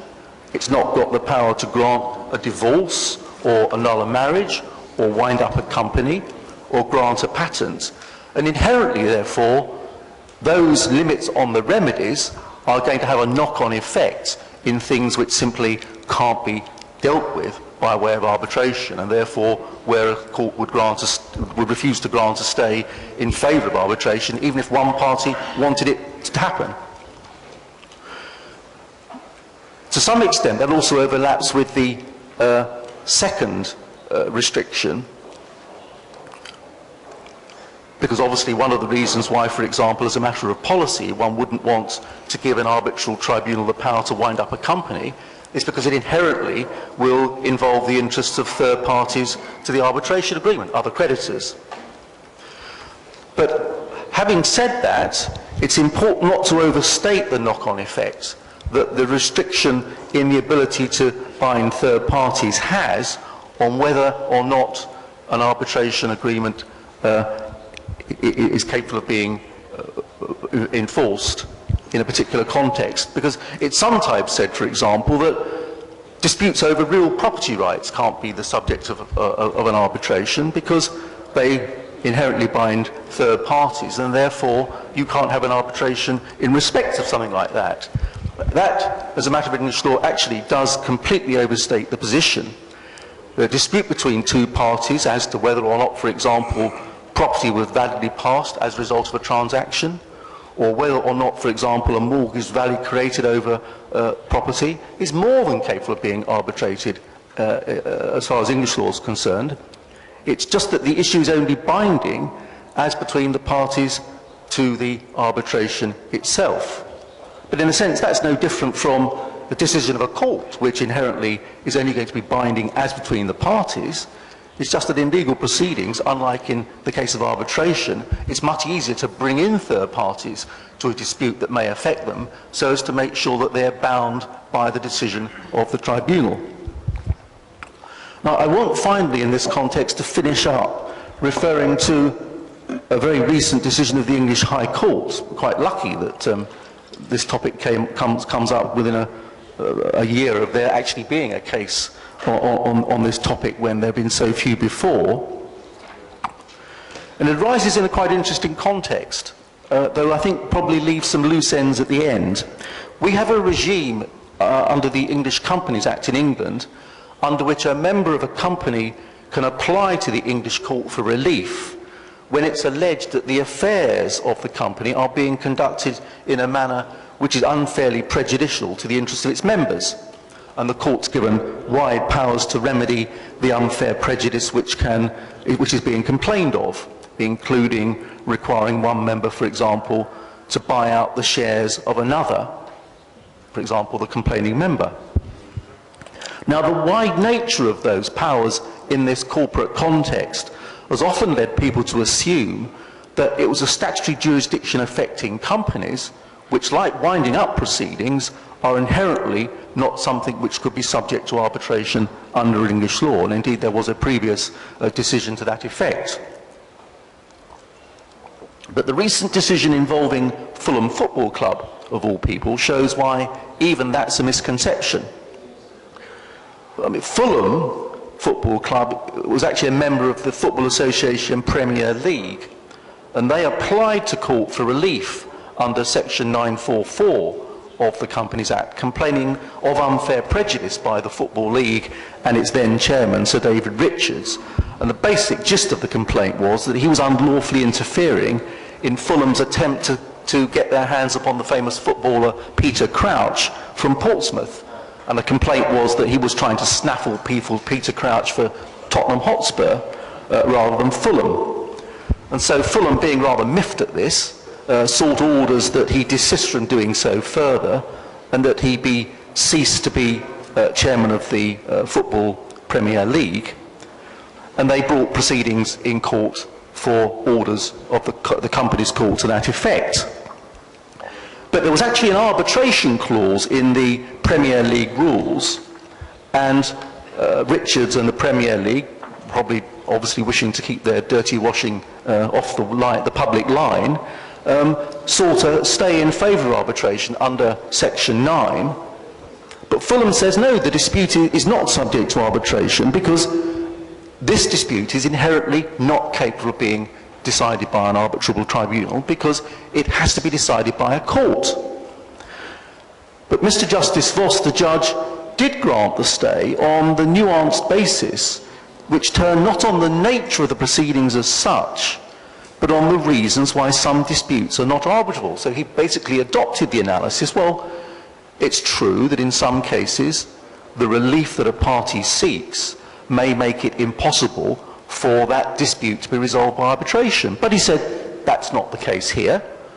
A tribunal can perfectly easily grant relief ordering someone to desist from trying to snaffle Peter Crouch for a football club.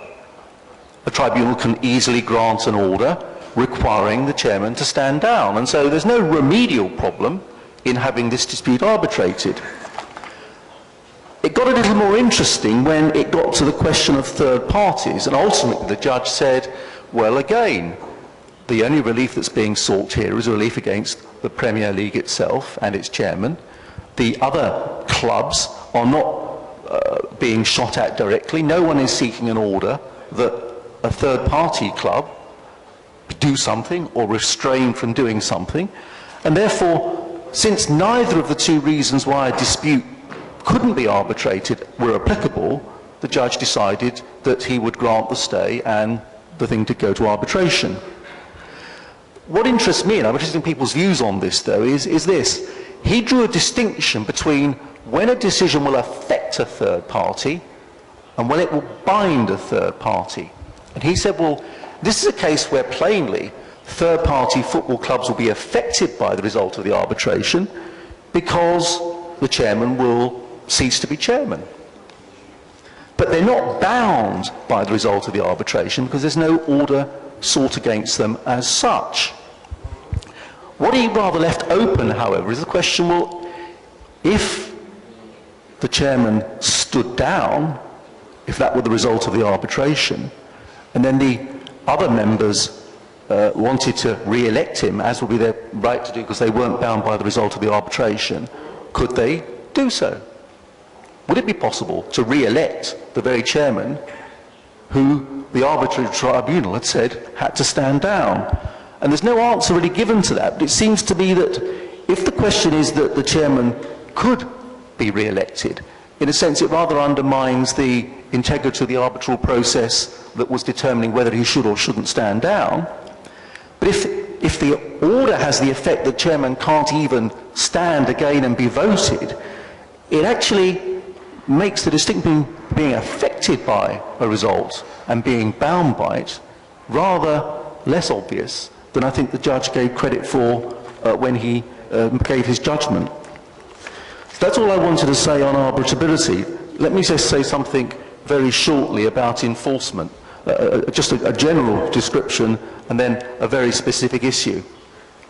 I don't need to say very much about the English law approach to enforcement of foreign awards because our sections 100 to 103 of the Arbitration Act effectively give effect to the New York Convention.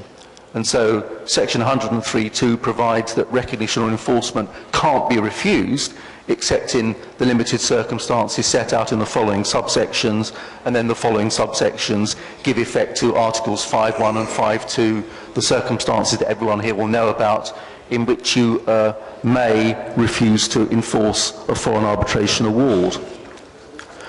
The specific issue I wanted to raise very briefly, however, arises from Article 6 of the New York Convention and concerns the circumstances in which a court ought to defer to the court of the arbitral seat in deciding whether or not one or other of the various provisions that would entitle it to refuse enforcement applies.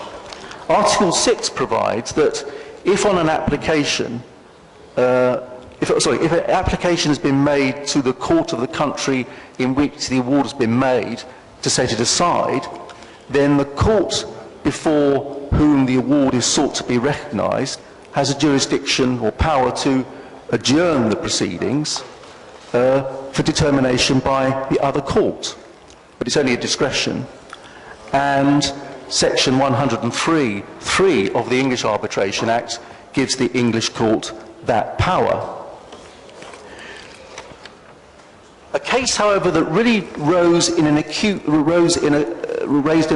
form the circumstances in which one may have to consider whether to exercise that discretion or not is the notorious fated case of Dalla and the government ministry of the government of Pakistan that David Steele is going to be talking about in more detail shortly, I think. But I wanted to raise one specific aspect about that case which shows you the approach of the English courts to whether to grant a stay or an adjournment in those circumstances. In the Dalla court, a French IIC award was handed down in which, contrary to the objections of the government of Pakistan, who claimed they weren't party to the arbitration agreement, the award made them pay a very substantial sum of money. And leave to enforce that award was granted by the English Commercial Court in October 2006. They sought to, Dalla, the claimant, who had the benefit of the award, sought to enforce the award in England, not at that stage in France. It was set aside subsequently, however, in July 2008, after an inter partes hearing, upon the basis that, on reviewing the evidence, the government of Pakistan was said not to be a party to the arbitration agreement, and therefore one of the grounds under the New York Convention applied. An appeal to the Court of Appeal was then dismissed in July 2009. Now, up until that stage, the government of Pakistan had not sought to set aside the award in France. They just resisted enforcement in England, and successfully so. And Dalla had not sought to enforce in France either.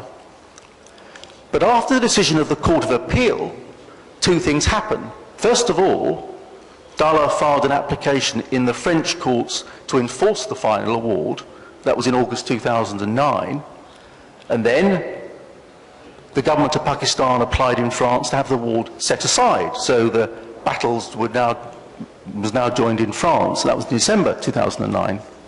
Now, it was against that background, therefore, that with an appeal to the Supreme Court now pending, an application was made by Dalla to the Supreme Court to stay the appeal proceedings pending the outcome of the French application.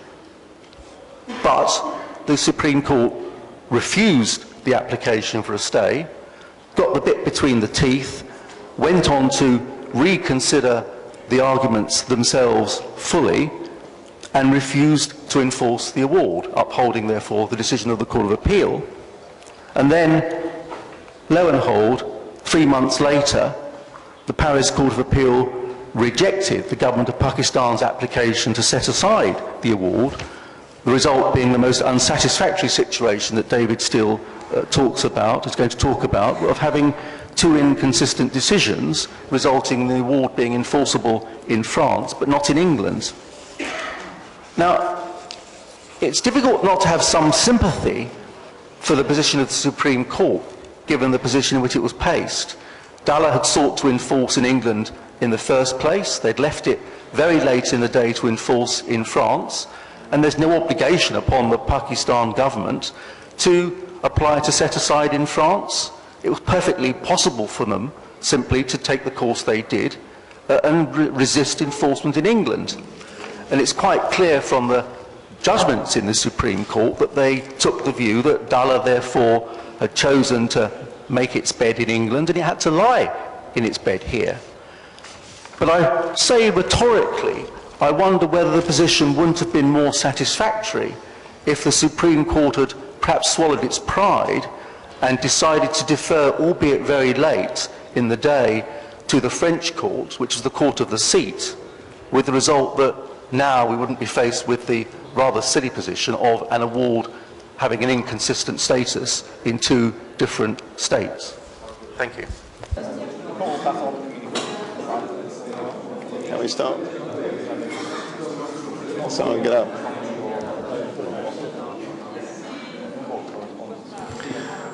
Ladies and gentlemen, it's a well-known characteristic of lawyers that they expand to fill the time available to them.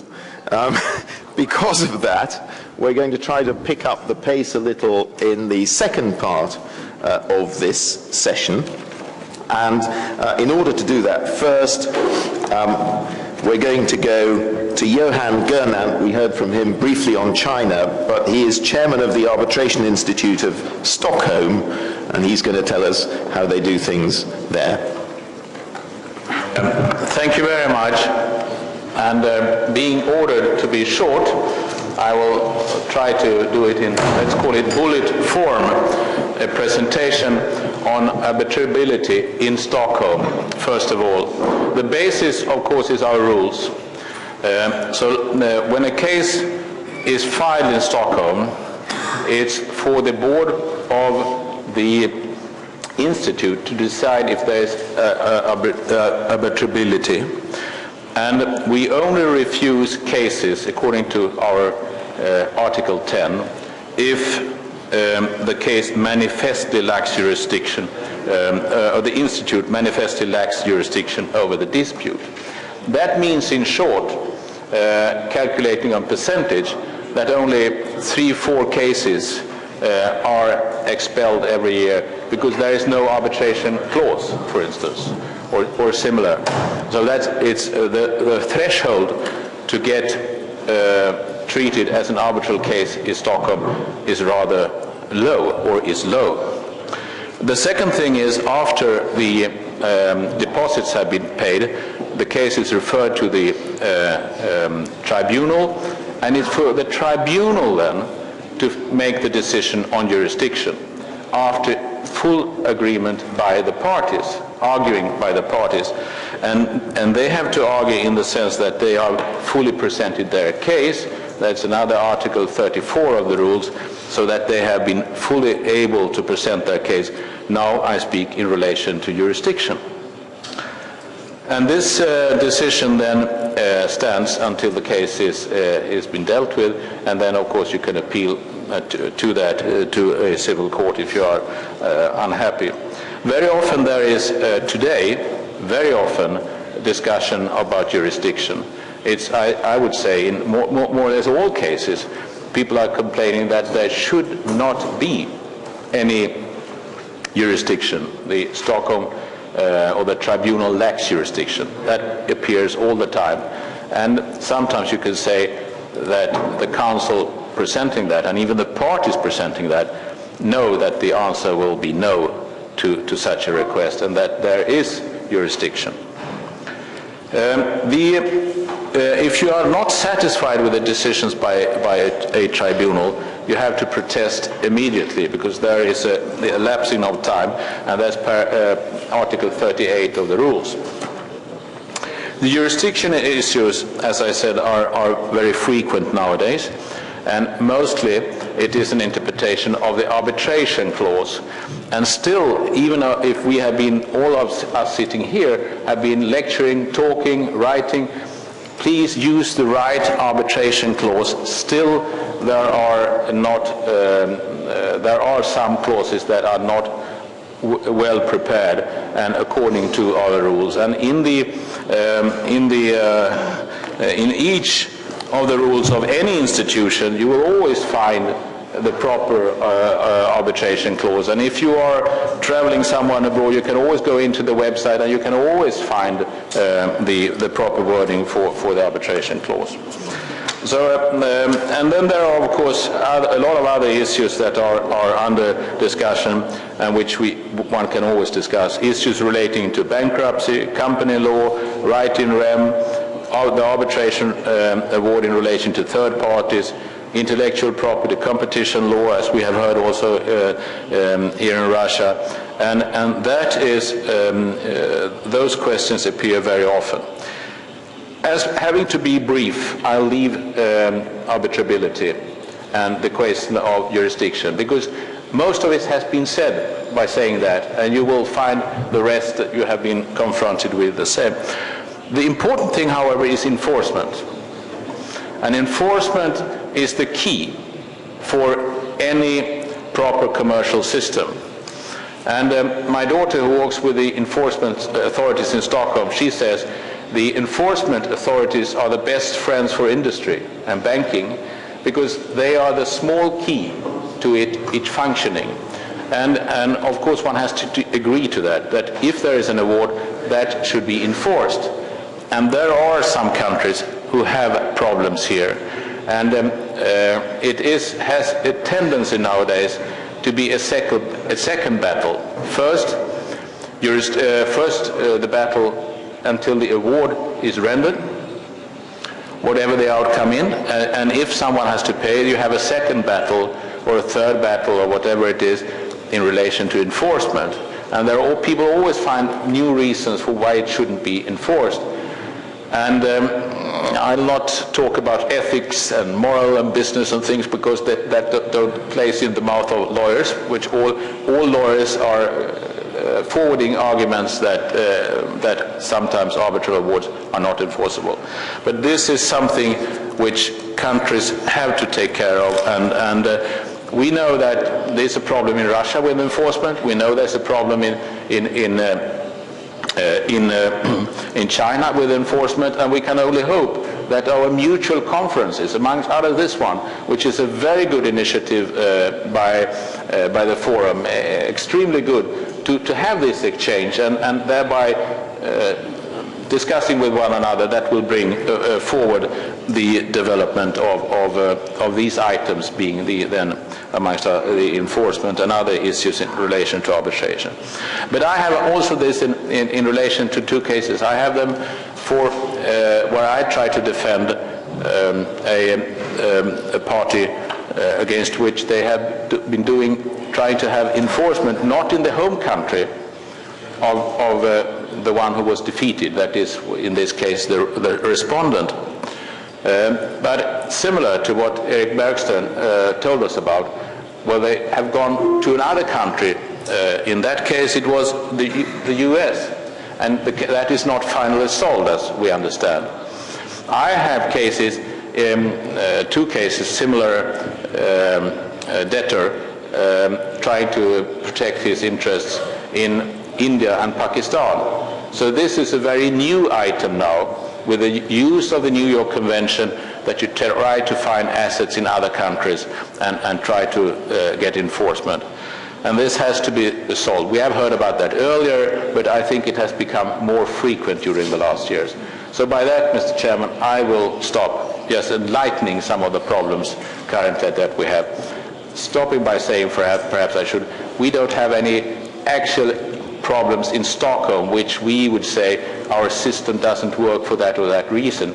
I think we have a functioning system, and it works well for those who use the Stockholm rules. Thank you. Well, thank you for that exemplary brevity, a model for us all. Before any questions on Stockholm, can I ask for a contribution from Magnus Graner, who's the State Secretary for Sweden. When we look at his CV, he's responsible for so many things that I wondered whether he is the State Secretary or a State Secretary. But amongst the many things is legislation concerning arbitration. So if there are any complaints about the Stockholm system, he is the man who can sort it out.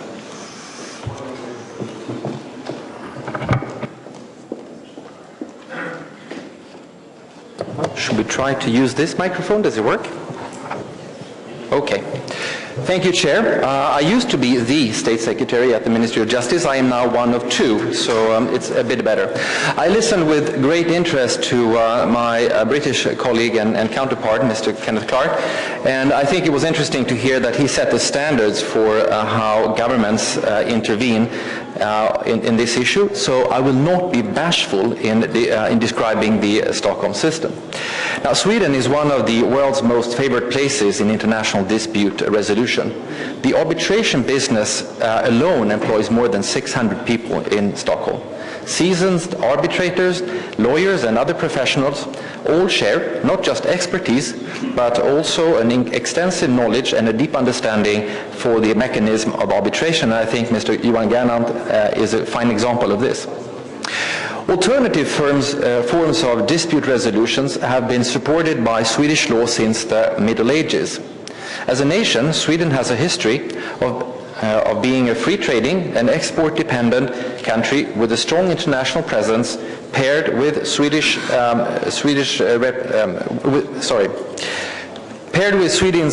reputation of being neutral and having independent arbitration-friendly courts. This fact makes Sweden an ideal venue for international arbitration. Going back to the 1970s, the American Arbitration Association and the USSR Chamber of Commerce and Industry agreed to recognize Sweden as a neutral locale for dispute resolution involving parties from the United States and the Soviet Union. Following this recognition, Sweden has established itself as one of the most favored places for international arbitration. Further, Sweden is frequently used and chosen by state parties and investors in all corners of the world as the place of arbitration for the settlement of international investment disputes. Next to ICSID, the Arbitration Institute of the Stockholm Chamber of Commerce is the most frequently consulted institution for handling of investment disputes. When arbitrating in Sweden, parties are guaranteed the respect of the fundamental arbitral principle of party autonomy. Parties are essentially free to structure their arbitration in Sweden as they see fit. The Swedish Act on Arbitration is drawn up so as to closely match the UNCITRAL model law. Sweden's procedural tradition is particularly suitable for international arbitration, being a combination of continental European civil law and the common law traditions. The procedure is principally adversarial as opposed to inquisitorial. The parties themselves are essentially controlling the facts and evidence of to be introduced. In particular, examination of witnesses is conducted by counsel for the parties. On matters of evidence, including the disclosure and production of documents, Swedish law reflects best practices in international arbitration and is generally in line with the IBA rules on the taking of evidence in international arbitration. It is not unusual for parties agreeing to arbitrate in Sweden also to agree upon Swedish law as a substantive law governing the underlying contract. Swedish contract law principles, including so as to contract formation, invalidity, breach, and remedies, are both neutral and unsurprising. Swedish contract law largely corresponds to the uni-droit principles of international commercial contracts and thereby conforms to the expectations of international commerce. If an arbitral award given in Sweden is challenged in court, the parties can count on an efficient, swift, and just handling by skilled and dedicated Swedish judges. With very few exceptions, arbitration cases are dealt with by specialist judges at the Court of Appeal in Stockholm. The Swedish courts are modern, service-minded, without ever setting aside their mission of delivery, timely, fair, and unbiased judgment in each and every case. The Swedish court proceedings are flexible, and the judges generally try to accommodate the parties' needs and wishes. For instance, just to give you one example, the courts have the possibility of hearing witnesses over video link. If any of the parties or witnesses do not speak Swedish, the court can provide an authorized interpreter specialized in legal translations to assist at the court hearing. The court proceedings are free of charge, and even the cost of interpretation is borne by the Swedish state. So, it is with pride that the Swedish government can establish this success for Swedish arbitration procedures. However, there is always room for improvement. Thus, the Swedish government is present looking at possible ways of adjusting the rules of arbitration in order to identify possible improvements. The general consensus among stakeholders is, however, that the rules of arbitration are up to date and at par with the very best standards. To conclude, choosing Sweden as a venue for arbitration is choosing an arbitration country in the forefront. Thank you. Thank you very much, Mr. Secretary. I have one question. You talked about the efficiency of appeals within the Swedish system, but I know that one feature of many systems of international arbitration, amongst the most popular, is that the scope for appeal to court is very limited indeed. And so I'm not sure necessarily to the arbitration community that efficient appeals to court might be a welcome aspect of life. Can I ask how easy it is to appeal to court from Stockholm arbitration? It's not easy to answer that question, but because obviously I'm not really familiar. I think Johan Gernandt really would be better placed to answer that question, because it would involve also comparing Stockholm to other cities, and I'm not really in that position to be able to do that. So if I may pass the question to Johan. Very well. It's a very important governmental skill to delegate. Johan? Okay. First of all, I say it's anyone can do it. Anyone can challenge an award, and people do something to gain time, even if they know they will not succeed. That's the first thing. Second thing is,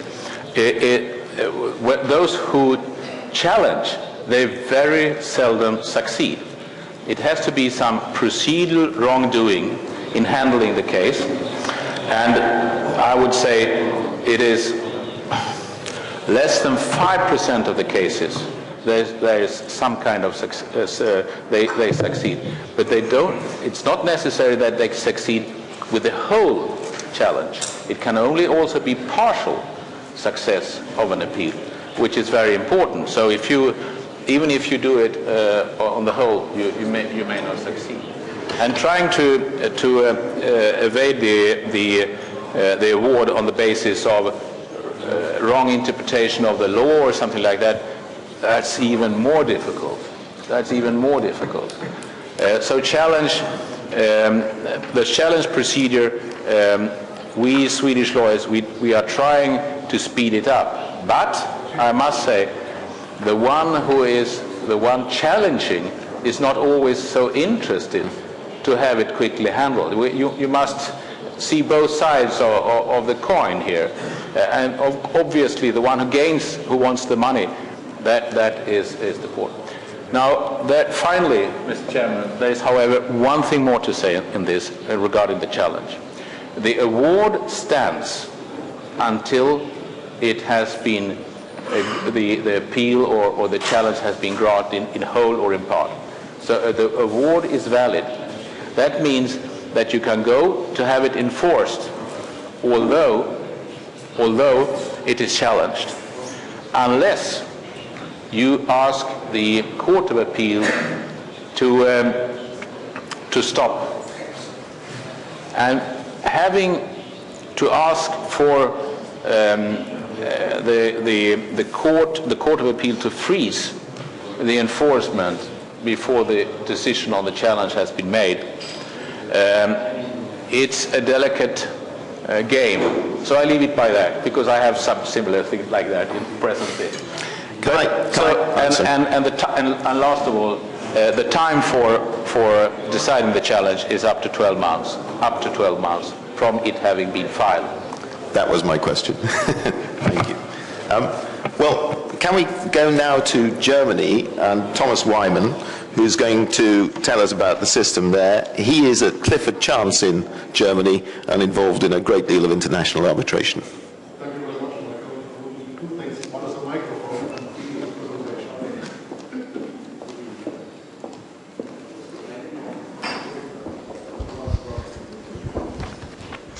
So, thank you very much, and I will try my best to keep myself short today. So, when I was asked by Michael to give a presentation on enforceability and arbitrability in Germany, I first planned to say, no problem, and thank you for your attention. So, that could be the summary from a practitioner's view. However, when I looked a bit more deeply into the situation, I actually found that there are some issues with arbitrability and with enforceability in Germany, and I will try to give you a short introduction to that in a nutshell as soon as I understand the technology. Nope. Nope. That is to the end. Okay. The concept of arbitrability in Germany. Well, the first bullet point says it all. There are only a few actual limits with arbitrability in Germany. It is general consensus in Germany that arbitration should only be excluded if and as so far it is essential in the public interest and if state courts hold so. But what does that mean at the end of the day? The German legislator realized that the criterion of public interest would be too unspecific. Well, we heard that earlier today in China. Actually, nobody knows what actually it means. So, in Germany, we have another phrase in our local arbitration law, and it says it the other way around. It says that all disputes involving an economic interest are subject of a possible arbitration. So in Germany, the legislators decided to make a distinction between monetary claims involving an economic interest and claims not involving an economic interest. So what does that mean? An economic interest does not only mean a claim for money, but it certainly does also mean a claim for declaratory relief as soon as it involves money. It involves prohibitory actions as soon as it involves money. So the general consensus is in Germany, as long as it involves money, it is subject to arbitration. Well, that even means that family law disputes are to a certain extent arbitrable in Germany if they concern an economic interest. So as soon as, for example, your divorce has been done by a state court in Germany, you can arbitrate about the economic consequences of that divorce. That says it the other way around. As soon as it involves status, matrimonial status, child status, a case is not arbitrable in Germany. There are also a few exceptions in Germany. For example, if it comes to private lease, it's not arbitrable. If it comes to certain consumer claims, it is not arbitrable.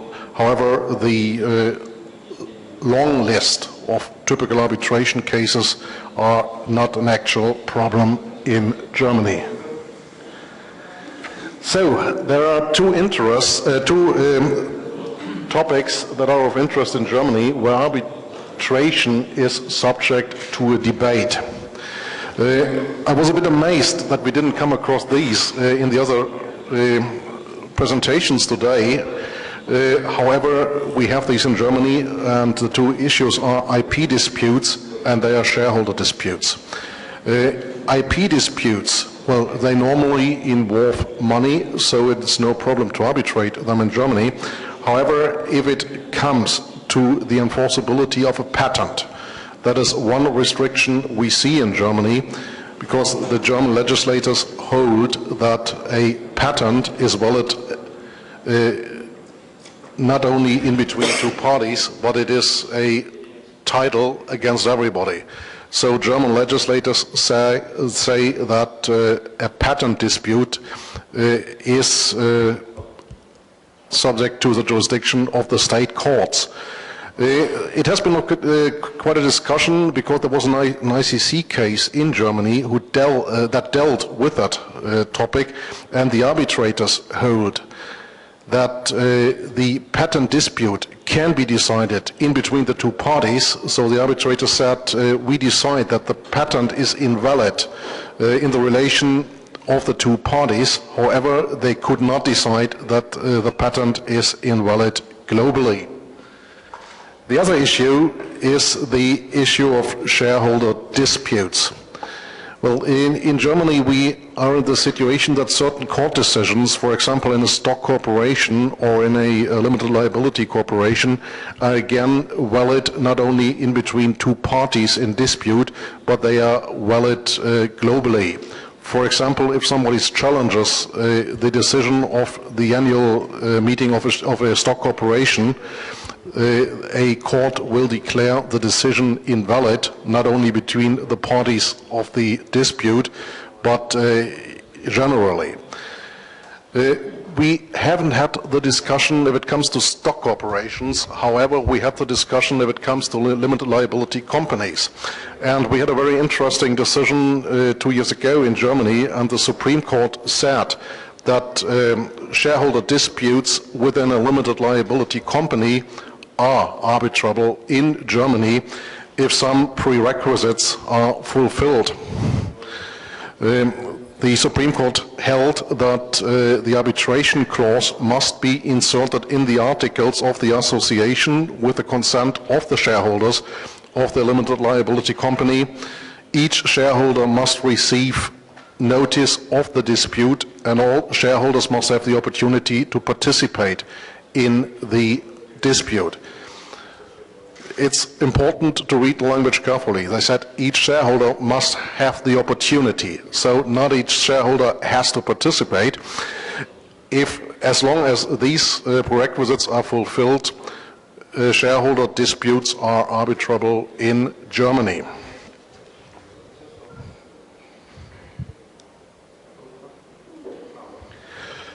So a short overview on practical limits to arbitration. Well, there are no practical limits to arbitration directly to be found in German arbitration law. However, there are some limits we see globally.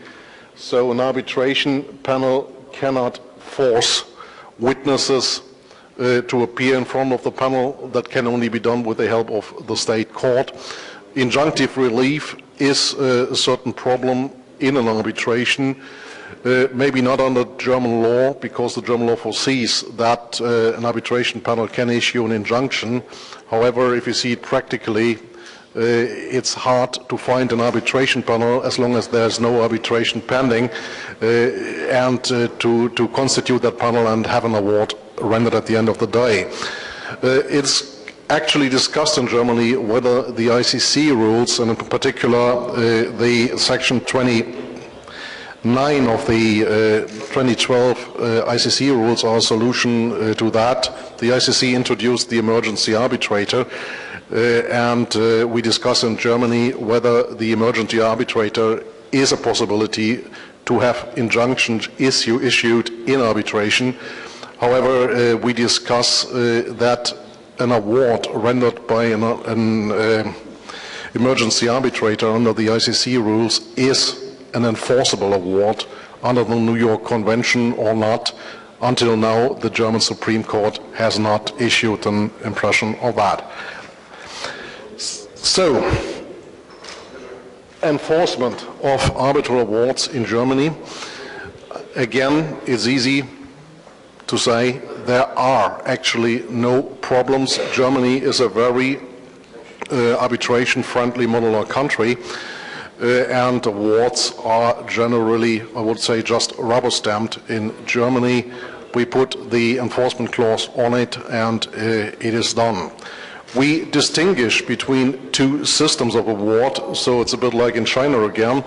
We have domestic awards, which are considered as an enforceable and binding judgment by law. So actually what happens if you have a domestic award, an award issued in Germany, you just take it to the local court, they rubber stamp it, and it's an enforceable judgment.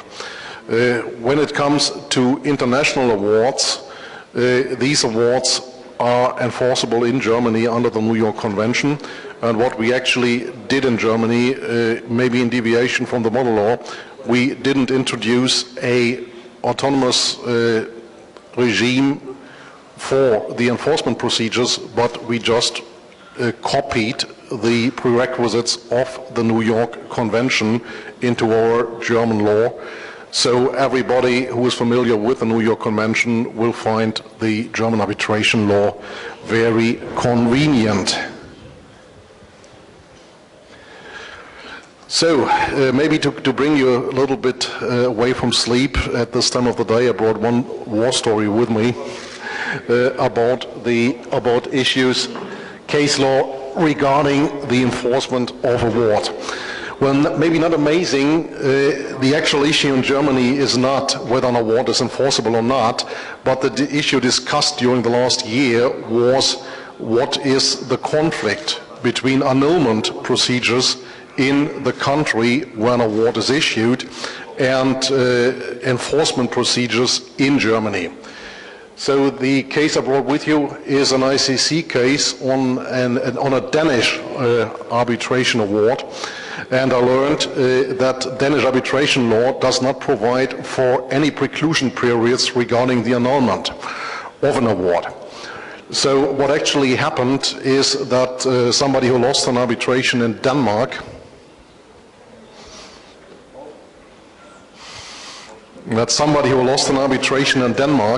did not attack the award in Denmark. However, after the award was taken to Germany for enforcement, argued that the award would not be enforceable due to certain shortcomings of the procedures. The other party argued that the party losing the arbitration failed to attack the award in the country of origin. However, the German Supreme Court held that this would be no problem because Denmark does not foresee any preclusion periods. So it was sufficient to attack the award in the enforcement procedures in Germany. Well, the second case I brought with you is a case from the Court of Appeal in Karlsruhe, and they said they had the question that an Ukrainian award was taken to Germany and that the preclusion periods under Ukrainian law had already expired. Well, the German party defended themselves by saying that Ukrainian arbitration law was unfair and they had no fair trial in the Ukraine. That they didn't think it would make any sense to attack the award in the Ukraine. However, German courts held whether or not Ukrainian procedures may be fair or unfair, the German party should have taken the case to a Ukrainian court, and only after losing probably in another unfair procedure in the Ukraine, they could have defended themselves in Germany. So not complying with the formalities of the country of origin, may they be fair or unfair, is a waiver of rights in Germany. It became interesting in a further case where the party argued, amazingly again against the Ukrainian award, that the defendant was not even notified of the arbitration proceedings in the Ukraine. However, an award was issued at the end of the day. Again, a German Court of Appeal held that even this party, who was officially not aware of the arbitration in the Ukraine, should have attacked the award in the Ukraine.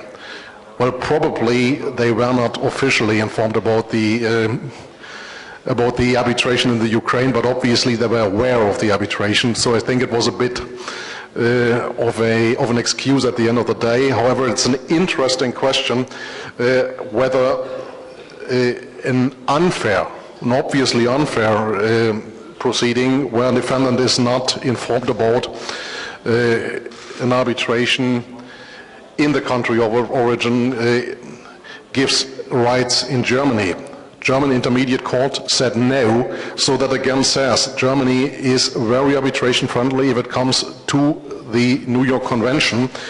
So if you are seeking defense against international arbitration awards in Germany, always start in the country of origin, otherwise you waive your rights in Germany.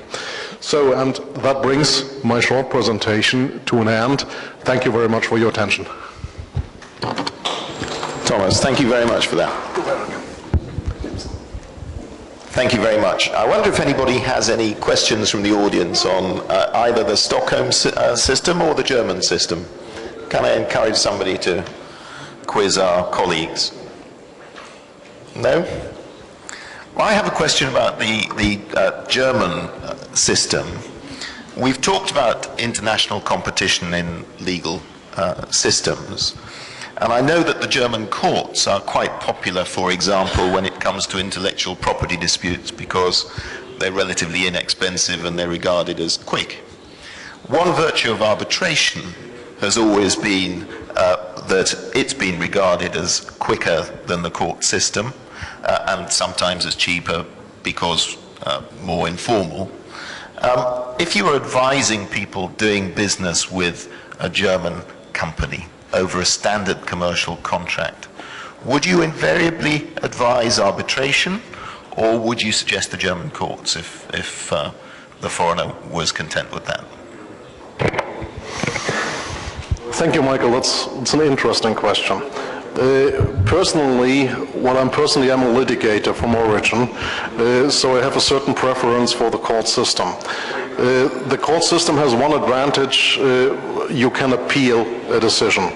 That can be a disadvantage if your party is successful in arbitration or in the case as such. However, what is certainly true, and you refer to that, the German court system is A, pretty much effective, and it is B, cheap. So depending on the kind of dispute you expect, I would certainly advise my clients to go to a state court in Germany. So if it, for example, it's a purely commercial claim, and the decision would be enforceable within the European Union, I would not propose arbitration. Court system is quick, and if it is a standard case, litigation certainly is the way to go. However, if it is a, let me say, plant construction dispute, where you need input from a technical point of view, it would be certainly advisable to go to arbitration in Germany, because we don't have specialized courts for issues like this. So it always depends what you expect at the end of the day, and I think there's no general purpose answer to that. That's a good lawyer's response. I wonder if I could ask Johan to comment. I think he's got a comment on the emergency arbitrator approach. Yes, exactly. I just wanted to say, since a couple of years we have rules on emergency arbitrators. That has functioned quite well. We have had approximately 10 cases. Only 2 of those cases were successful in the sense, or 3 in the sense that there was a decision in favor of the claimant. And whether this has been respected or not, that I don't know, because that then goes to the arbitration case and goes on. But it was the decision was delivered within the time, that is, I think 5 or 7 days, and the decisions were taken at the start by those individuals who were involved in drafting the rules, in order that we set a pattern. And after that, we have also had foreign arbitrators, mostly those who are also members of our board of the Arbitration Institute, so they know the rules since before. So that has been a successful implementation, according to what everybody tells me. So there is no harm or a problem in using the emergency arbitrators rules we have. Okay, thank you. Thank you. I think Christine has a comment as well. I would quickly like to comment on what Thomas said about drafting contracts. I agree in general, but what I also realize in my practice is that the issue of confidentiality is one that parties sometimes seem to forget. And be it either in commercial disputes, but especially in IP, where sensitive know-how is the issue, I would even advise arbitration due to confidentiality issues. Thank you very much. Well, from Germany to Italy, we're now going to hear from Professor Ugo Draeta, who is a very distinguished international arbitrator, and he's also a professor at the Catholic University in Milan.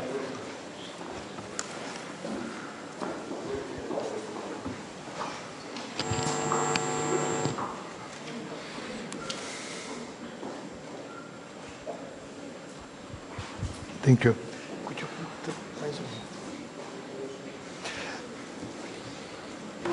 First of all, thank you to the chairman for this invitation, which I accepted very gladly. I am going in my short report to touch on how do you go from to the next chart? Okay, on three subjects. First of all, very briefly, since I am Italian, on arbitrating in Italy. Secondly, since I do a lot of construction arbitration, I would like to talk about arbitrability in international construction arbitration, but not in a legal sense, in a practical sense, as to the issue as to whether or not arbitration is really effective for construction contracts. And also, since I have a very nice crystal ball at home, which I didn't bring with me, I will tell you where international commercial arbitration is going, whether you like it or not. Arbitrating in Italy. Michael made reference to a kind of a competition between arbitrating in different countries. I think it would be unfair to all of you if I speak about arbitrating in Italy, because Italy is a beautiful country. I have a summer house in Elba where I spend most of my time working from there, and in my arbitration, the arbitration where I am, and when there is a time for a deliberation meeting, I always offer to meet in Elba, and they all come. So this tiny island off the coast of Tuscany has become a most important center for arbitration, at least those I am part of. And this is always an invitation extended to my co-arbitrators in any arbitration I am involved. But seriously, Italy is not the best place for arbitration, but it's not even the worst place. It has a very friendly arbitration statute since 2006, which makes no distinction, finally, between international and national arbitration. There is a subsequent statute extending arbitration to shareholders' disputes. Of course, Italy is part of the New York Convention enforcement of arbitration awards, and there is absolutely no problem in enforcing a foreign arbitral awards in Italy. There are two major active and efficient national and international arbitration institutions. One is the Milan Arbitration Chamber, which has about 200 cases each year, 200 new cases each year. And then there is one in Rome, affiliated with the ICC, which is the International Association of Arbitration.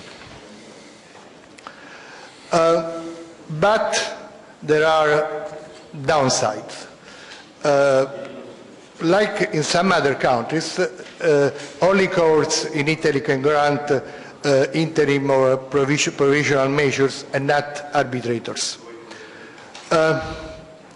Secondly, yes, it is true that according to the new law, arbitrators are not bound anymore by the procedural rules of the Italian Civil Procedure Code, and they can determine the procedure in the arbitration according to internationally accepted standard, and they often do. But I say often, not always, because the mind setting of the arbitral community in Italy is difficult to change, and sometimes arbitrators tend instinctively to follow the procedural rules they are most familiar with.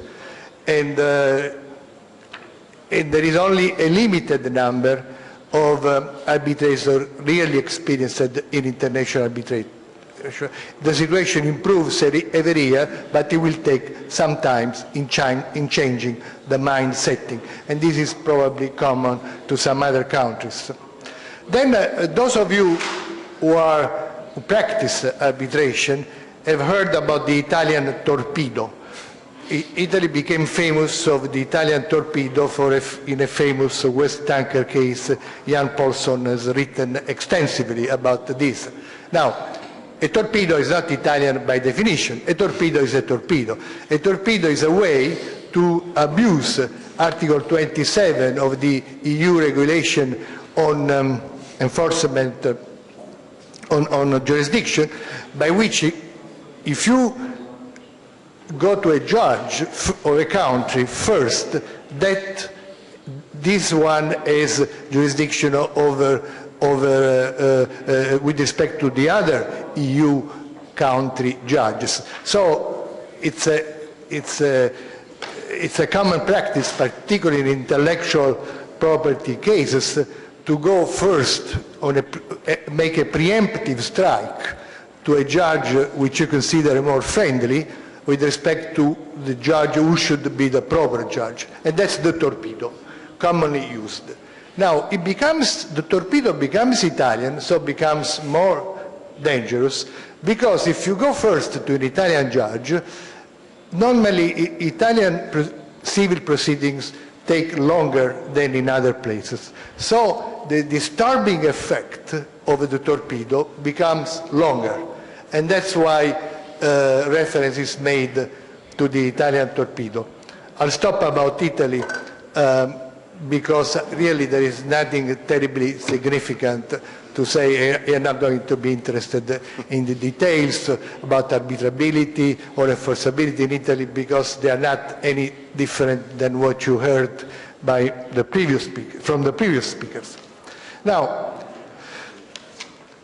as I said, I've been arbitrator in almost 50 international construction cases. And in the end, I'm really of the opinion that arbitration is not the right dispute resolution mechanism, and very often domestic court is better.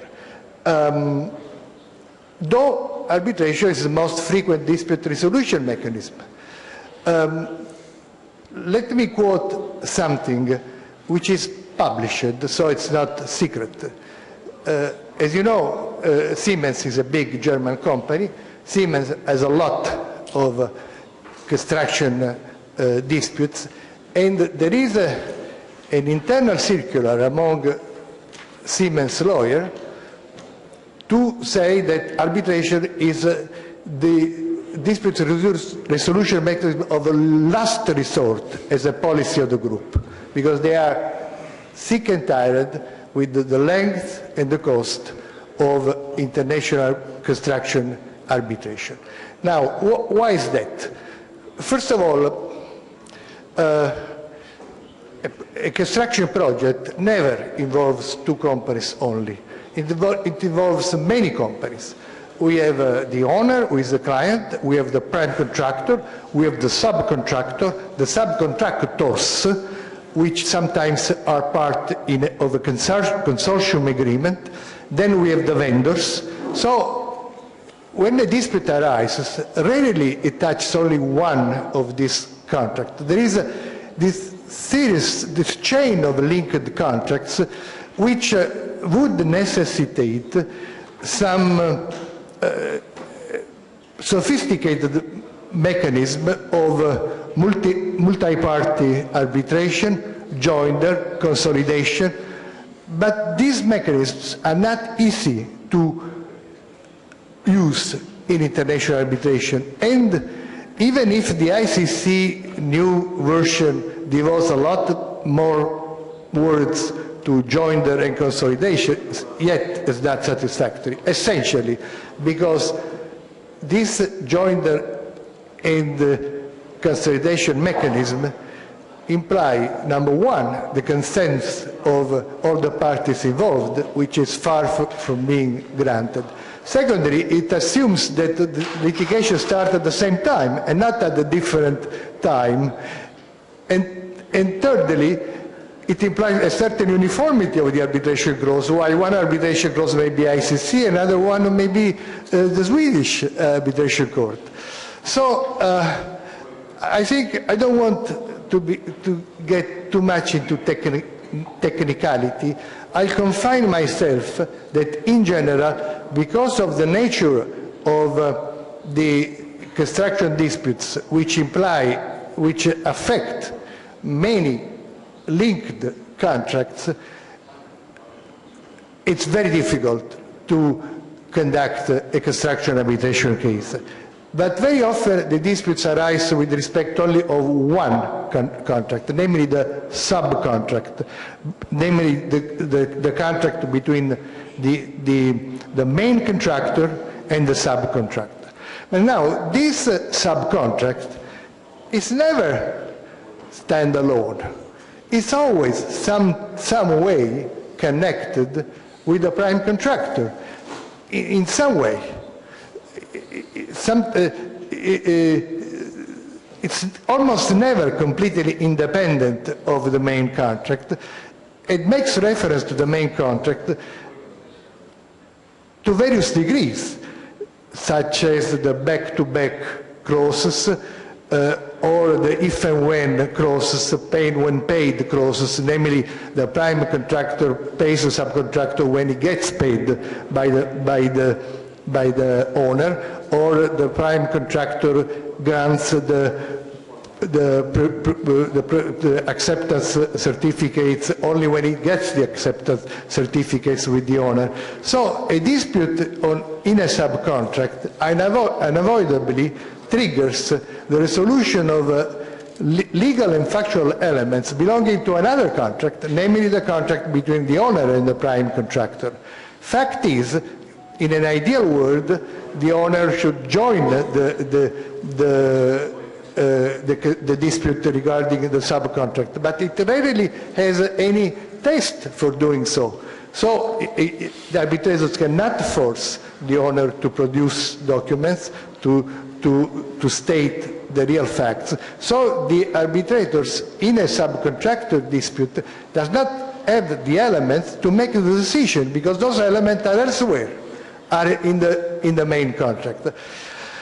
And that's the difficulty I constantly experience, and sometimes I wonder why the parties come to us as arbitrators and don't go to the court, who has the power to do what the arbitrators cannot do.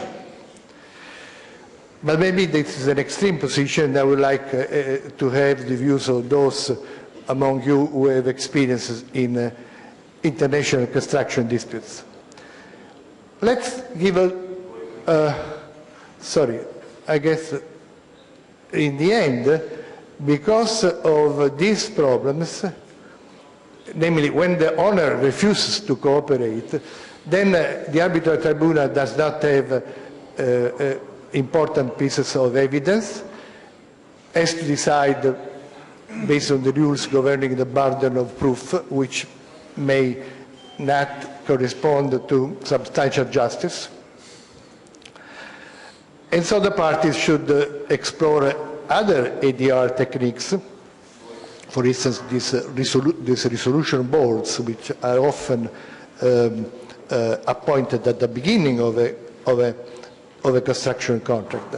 But the point is that now many say that international construction arbitration is at a crossroads. Either it undergoes radical reforms or will become marginalized by other dispute resolution techniques. Now let's give a look at where international arbitration is going. I had, only because of my age, the privilege of observing the evolution of international arbitration in the last years. And let's start with the fact. It's not a judgment, it's a fact. In international commercial arbitration, maybe with only exception of China, which I did not consider for these statistics, international arbitration has not kept pace with the growth of international trade. In looking at the statistics from the various arbitral institutions and forgetting ad hoc arbitration on which there are no data, there were more than 3,000 administered arbitration worldwide in 2003, and a few years later, in 2007, they were 3,200. They increased of 1% per year, while the international trade growth was much bigger. And so, if you read the literature, many talk about a crisis in arbitration. And some came back with the idea, let's go back to the older model of dispute resolution. This system goes nowhere. And the concern really centers around an excessive commercialization of arbitration. It has become a business. Many of you know Pierre Lalive, a famous arbitrator. He speaks openly about le dérive arbitral, namely the way arbitration should not go, and it is going. The excessive proceduralization. I think we have guidelines everywhere. Too many guidelines, too many constraints. Rising costs and acceptable length of proceedings, which is not always the fault of arbitrators, because when I am a chairman, I see a situation where the two parties counsel just extend unacceptably, in my eyes, the time period for filing the brief, because they have no time. And there is very little the arbitrators can do. It is the party's arbitration. If the party says, we need a year to do an arbitration, which I think takes 2 months, there is nothing I can do. And also, we must admit that there is a relative scarcity of really qualified international arbitrators. So, what to do? First of all, I think this crisis is paradoxically due to the huge success that arbitration has enjoyed in international business practice. It has been very successful, and these are some of the downsides. I still think that arbitration is a great dispute resolution mechanism, not because it's cheaper, not because it's shorter, because it's neither cheaper nor longer than domestic cases. It is a great system because it's neutral with respect to the parties. Parties selecting an arbitration select something which is neutral. It's not neither your court or my court, the court of your state, but it's neutral. I can select the arbitrators, and if it is, as my German colleague was saying, a construction arbitration, I can select arbitration specialized in construction work, which is not easy, not always the case. Awards are final and binding. I consider a plus the fact that no appeal is allowed and can be enforced in the states and signatories of the New York Convention. The New York Convention has done a great favor to arbitration. If it were not for the New York Convention, arbitration would not be what it is now. And within that preference for arbitration, I think that ad hoc arbitration, I think that administrative arbitration is much better than ad hoc for many reasons. First of all, there is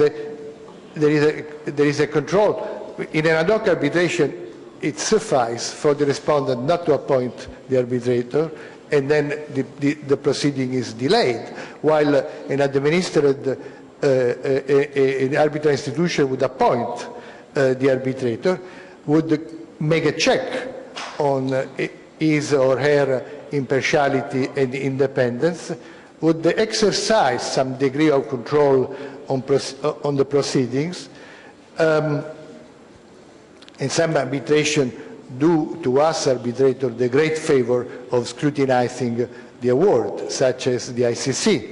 I always welcome the comments by the ICC Secretariat to my draft awards. I don't consider it an offense. Actually, I'm very grateful for this work.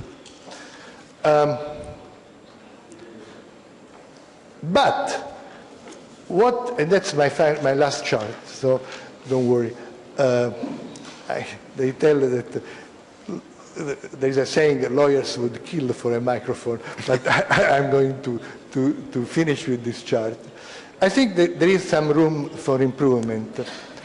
Judge Pavlova, I see her, mentioned the transparency.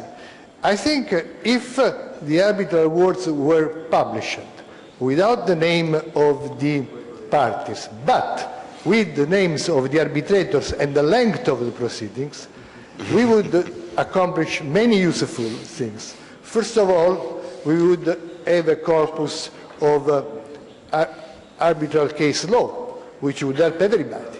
Secondly, we would be able to judge the arbitrators depending on the kind of work they've done and the length of time it took, which would be a deterrent for arbitrators being lazy or too occupied or accepting too many assignments. So I think the confidentiality of the arbitration award is a myth, M-Y-T-H. Nobody really cares, but we keep talking about this confidentiality. I don't think the parties really care. But the advantage of transparency and publication of the award would be enormous. And as you know, the UNCITRAL rules, the new version, are accepting the transparency for treaty-based investment arbitration. The Vienna Arbitration Court has no provision on confidentiality. Either the party agree on confidentiality or there is no confidentiality. So I would say publication of award, a check about the proliferation of arbitration institution with dubious record, which sometimes discredit the arbitral function, a better effort from arbitral institution to check, to have a control on cost and timing of the proceeding, and hopefully an improvement of the level of the arbitration culture, which sometimes is missing. Thank you. Thank you very much indeed, Professor. I wonder if, again, there are any questions on the Italian system from the audience. Yes, we've got two questions. If somebody could take a microphone to Elena. Thank you. Well, I think that my question may seem to you rather theoretical, but in my point it can have a practical outcome. You were telling us about the freedom of arbitrators in Italy to change their procedure, but in the same time you were telling about general tendency to create more and more guidances. And it is known that procedure exists to provide parties' rights and to make their rules of the game more obvious and easier to follow. And in that context, what could be more effective and in accordance with your point of view, to find a balance between inefficiency or low efficiency of the procedure and flexibility, which is an essential part of the arbitration? I think there is only one answer to your question, which is an expression of hope. More participation of younger arbitration, women in the arbitration, this will improve the climate. If we stick always with the same old guys, we're not going anywhere. Well, we've made some steps in that direction with our panel today, but it's quite right that we must do our best. I think we've got another question here. It's a question, or rather it's a comment to the question that you dealt with, construction contracts and link contracts.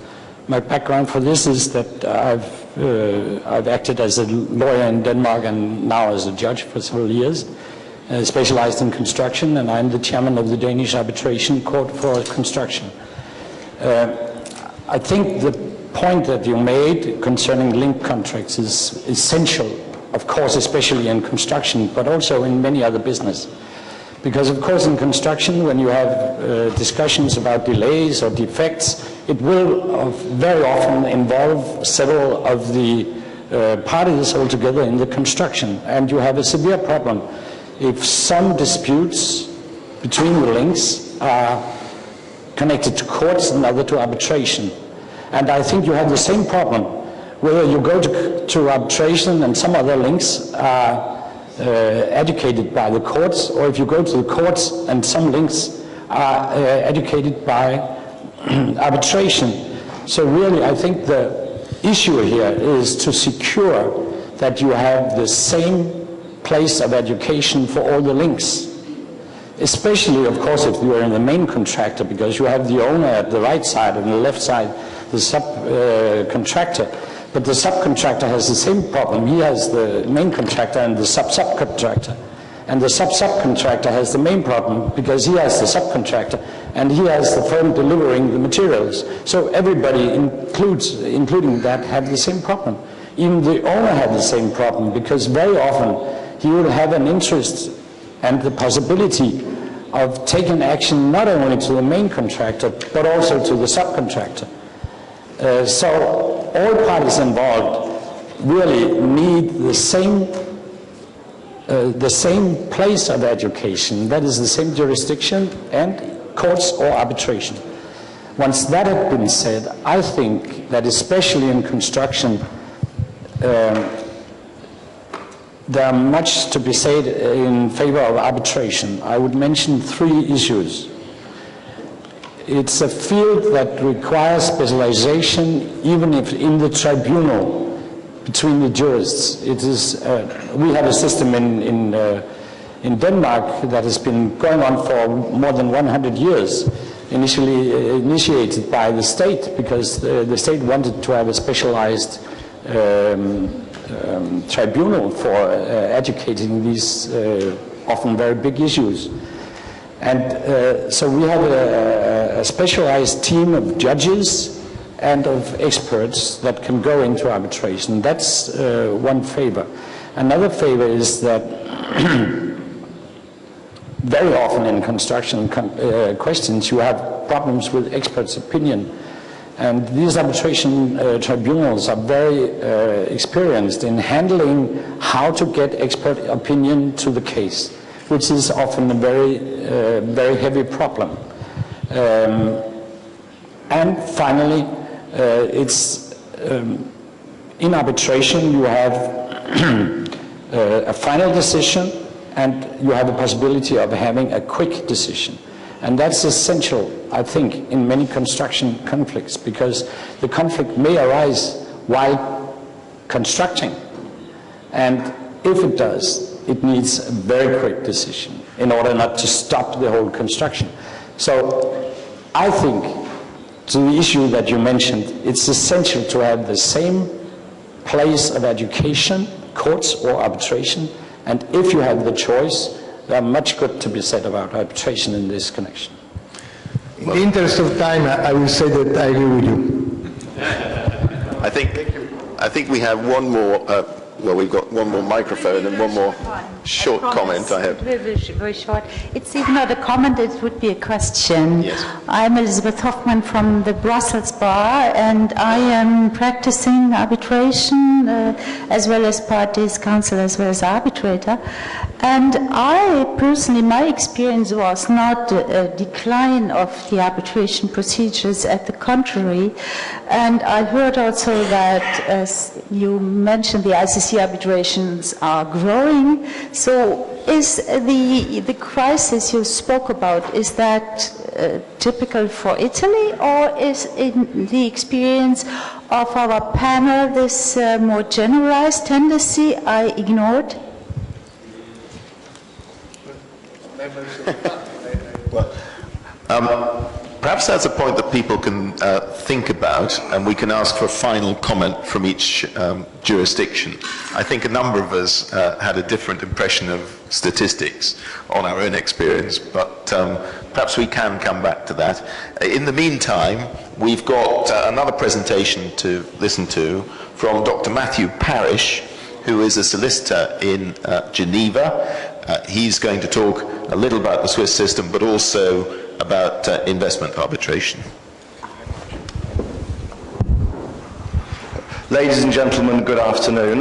Thank you, Michael, for that warm welcome. I'm a little bit of an oddity, I have to say. Let me tell you about me. I'm a British citizen, and I am indeed an English solicitor, but I'm also a New York attorney. In fact, practiced under that moniker more recently. I haven't practiced in England for some years, and I live in Geneva, Switzerland, where I practice international commercial arbitration and international investment arbitration, and I'm going to talk to you about both those topics today. Firstly, I'm going to say a few words to you about the Swiss system, because I'm going to make the submission, controversial as it may be, that Switzerland is in fact the most arbitration-friendly country in the world. Why do I say that? Because it probably has the most hands-off approach of its courts, and possibly the shortest and simplest arbitration law of any of the major arbitral jurisdictions. The Federal Private International Law Act of 1987 has a mere 19 provisions on international arbitration, all of which are extremely short. And the general attitude of the Swiss courts is that if there's an arbitration with a seat in Switzerland, then the courts do not want to know. So if you don't like what your arbitral tribunal is doing, this is the Swiss system. You have one pop at the court. You can make one application. You make it to the Federal Tribunal, which is Switzerland's constitutional court, so the highest court in the land. You put down a bond typically of 100,000 to 200,000 francs. That's perhaps $120,000 to $240,000. In 90% or more of the cases, the Federal Tribunal will decide the application on the papers alone without a hearing. In the vast majority of cases, they will not even ask the respondents to put in any sort of submissions, written or otherwise. And in 96.5% of the cases, the Federal Tribunal will reject the application. So enormous deference is given in Switzerland to the acts of arbitral tribunals. Where the seat is in Switzerland, the courts do not want to know. They will not engage in de novo review of decisions on jurisdiction.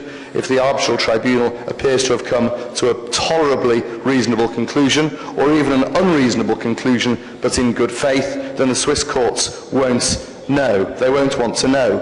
The consequence of this, for what it's worth, is that arbitration in Switzerland is, you could say, for the most part, judicially unregulated. Instead, it is regulated by the market, and this is, as I suggest, as it should be. So that's arbitration in Switzerland. One other comment I should make is that you may think that Switzerland is a good place for private banking and hiding your money. A little warning, not if what you're doing is trying to resist enforcement of an arbitration award.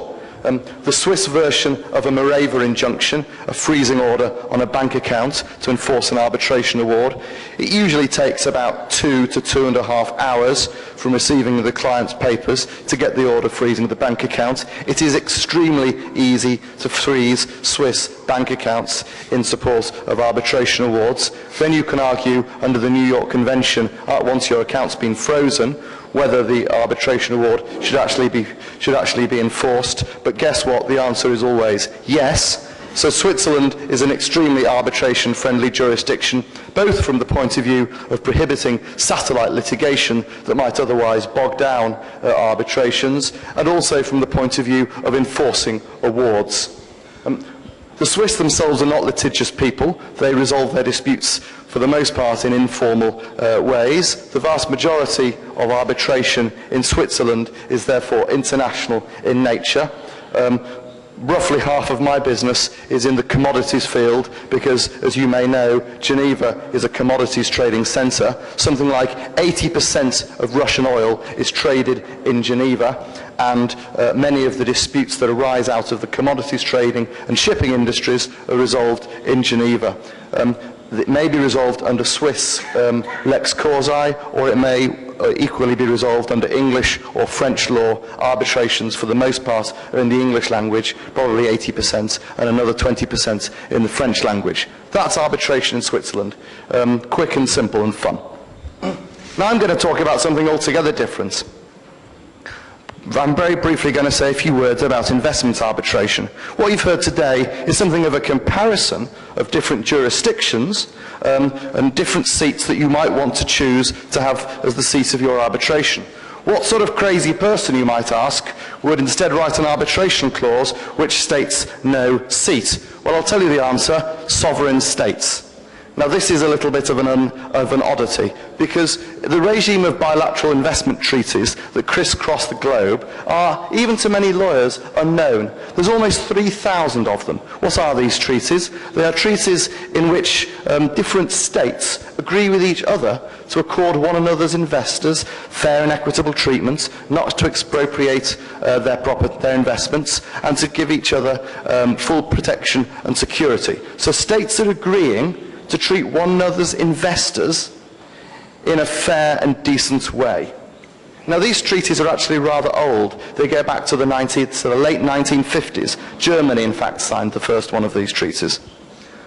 And then what happened was that in the 1990s, all of a sudden, people suddenly started to notice that for years, in fact decades, people had been writing arbitration clauses into these treaties. So what started off as simply, if you like, treaties of goodwill, promising to treat one another's foreign investors well and kindly and nicely, suddenly somebody spotted all these treaties had arbitration clauses in them. Unusual ones, it must be said, because they were arbitration clauses with no choice of law and no choice of seat. But what they actually did, the vast majority of these treaties, is that they allowed either states to arbitrate investment disputes with one another. Now, that's virtually unheard of. It almost never happens. But the other thing these treaties did is that they allowed investors to arbitrate their disputes with states. And the extraordinary thing that was only really ever spotted by lawyers in the early 1990s, 1990 was the first ever case where an investment arbitration decision was handed down, called AAPL and Sri Lanka, under the UK-Sri Lanka Bilateral Investment Treaty. They allow investors, foreign investors, private companies, to sue governments, sovereigns, before international arbitration tribunals, and to get potentially large awards. Now, what law do they apply? Well, they apply public international law, so it has been decided, an area of law called international investment law. Now, this used to be a very obscure branch of the law, buried within the folds of occasional decisions of the International Court of Justice and its predecessor, the Permanent Court of International Justice. And nobody really gave it much thought because very few inter-sovereign disputes relating to investments were ever brought. But when these international investment treaty arbitrations were dusted off, suddenly there was an explosion in this area of law, and now there is a subject which fills textbooks, which never existed just 20 years ago, which is called international investment law, which sets out the standards that states owe foreign investors. And these are an extraordinary range of standards, because the duty which is contained in almost every bilateral investment treaty, to accord foreign investors fair and equitable treatment, has been drawn by arbitrators very widely indeed. And let me give you an example of the sort of thing that this can entail. Just perhaps the most extraordinary example is this, is that unfair or unlawful treatment by a domestic court of a state which is receiving an investment may be subject to arbitral review. Because if a domestic court has treated an investor unfairly or improperly, that may, it has been held, be a breach of the standard of fair and equitable treatment owing under international investment treaties. So what you've got, actually, is a form of international public law judicial review of domestic legislative, executive and judicial decisions by an international private panel of arbitrators. And this is what the regime of international investment law has created. And if you're Argentina, which is the most sued sovereign under the regime of international investment law, by the way, the reason it was sued so much was that it decided to convert all its US dollar contracts into pesos in 2001, following the Argentine financial crisis. If you're Argentina and you've been sued successfully to the sum of actually the thick end now $1 billion with arbitral awards against it, you know that this can be a pretty tough regime, and there are many arbitral tribunals that hand out in this area of law awards in the sum of hundreds of millions of dollars against states, because those states have passed legislation, domestic legislation, entirely consistent with domestic law, which affects foreign investors and have been held to breach the standards of public international law. This is an incredible regime, and it's here to stay. And you know what's more? This regime is actually much more difficult, on the whole, to challenge and subject to judicial review in the courts of the seat than is a regular international commercial arbitration. Why is that? Because usually most of these disputes are heard by ICSID. What is ICSID? It is a branch of the World Bank. It is in fact an arbitral tribunal or an administrating centre. It is established by treaty, and the treaty says that ICSID awards, subject to review by an annulment committee, which is really just another panel of arbitrators, are final and binding, and all ICSID members undertake to comply with them and to enforce them. So what is extraordinary about the ICSID regime is there is in fact no avenue for judicial review, and hence if you're bringing an ICSID arbitration, then the seat of the arbitration doesn't matter, because the courts of the seat will have no right under the ICSID treaty to review the arbitrator's decision, an ICSID award, under any circumstances whatsoever. The system is totally self-contained, and the only check upon the propriety of the arbitration is the World Bank, its officials, and the annulment panels within the World Bank. So it's an incredible regime. It's here to stay. It's controversial because states don't like being sued. Still less do they like losing and having to pay out huge great awards. It's here to stay. Investment treaties are still being signed every year. The United States has just come out with a new model treaty. There are negotiations between the United States and China, which will be one of the most important bilateral investment treaties. This means that if this treaty is signed, then it means that US investments in China may be subject, may have a new avenue of recourse to arbitral review of Chinese executive and legislative decisions. It's an extraordinary thing. It's already going on. And if you've got clients who are investors in a country who think that the government has stolen their assets, or who thinks that they've even been given a rough time by the country's courts, you have this extraordinary avenue of arbitral review. It's something special, it's here to stay, and it's a whole new dimension of international arbitration that I invite you to investigate at your leisure. Thank you very much for listening to me. I've made this as short as I could, given our pressing schedule. Thank you very much, Matthew. Very interesting, very informative.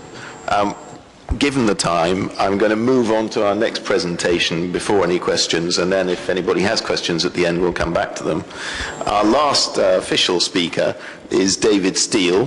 He is a former judge of the Commercial Court in London. He is a current judge of the Dubai International Financial Center, and he is an international arbitrator. He is going to talk to us a little about the situation in the Middle East.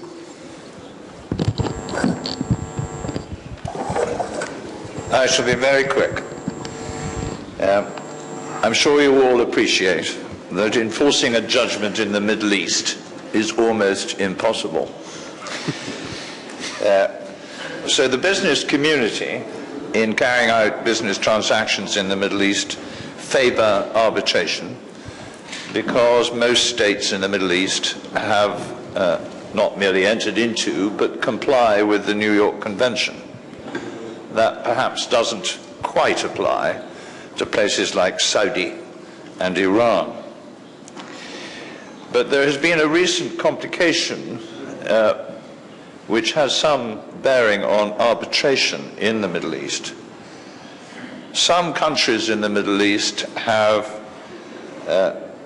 reached a state of concern about the influence of the civil law in their jurisdiction. As I suspect you all know, almost all judges in the Middle East come from Egypt or the Sudan or Jordan. The outcome has been that some countries, and the most notable ones are Qatar, Bahrain and Dubai, have installed in their own jurisdiction essentially a common law court which conducts business in parallel with the local courts. As Michael said, I am a judge of the Dubai International Financial Center. And the complications that can arise are because when a contract contains an arbitration clause applying Dubai law, it's not immediately apparent what that means, because there are two sets of Dubai law. There's the law in the financial center, and there's the law in the courts of Dubai generally. And this has given rise to quite a considerable amount of litigation in Dubai in regard to arbitrations and, for that matter, ordinary actions as to the nature of the jurisdiction, the identity of the jurisdiction, and the problem of identifying the seat of the arbitration. But I think that's as much as I really want to say. We've been sitting here a very long time. Well, that's certainly true. At the risk of sitting slightly longer, do we have any questions from the audience at this stage of any of the panelists? I think we've got one by the window at the back.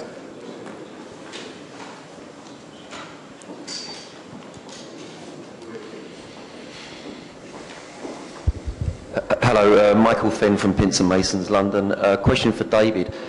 Notwithstanding that Saudi Arabia is a signatory to the New York Convention, I've not been able to find any examples of arbitration awards being enforced in Saudi Arabia. Have I missed one? You have? I haven't found any in Saudi Arabia. Have I missed one? Well, I'm not sure I can speak from any particular degree of knowledge, but I think most people I've met express the concern that it is nigh impossible to enforce anything in Saudi. The Dubai court has enlarged its jurisdiction fairly dramatically recently to be an opt-in jurisdiction and not just an exclusive jurisdiction. And I think that the Emirates are hoping that that will encourage the Saudis, the Kuwaitis, and even the Omanis, and conceivably the Pakistanis, to come to Dubai. They will feel more comfortable in that arena. And if that happens, I think enforcement will become much easier. Can I just follow up by asking what the basis is for feeling that a Dubai award or judgment is likely to be more easily enforced in Saudi? Is there any basis or foundation of that? Well, only because in meetings with Saudi officials, particularly from the Saudi Central Bank, there have been expressions of interest and enthusiasm in the Dubai jurisdiction. Whether that reflects government policy and whether it reflects reality, I'm afraid I've no idea. We have one more question, I think, from the audience. Right. My name is Ilya Nikiforov. I am a managing partner of a local law firm, Yegorov, Puginsky, Afanasyev and Partners.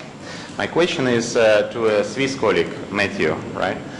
I did have experience of seizing bank accounts in support of arbitration in Geneva, which is a very important tool when you deal with Russian business indeed.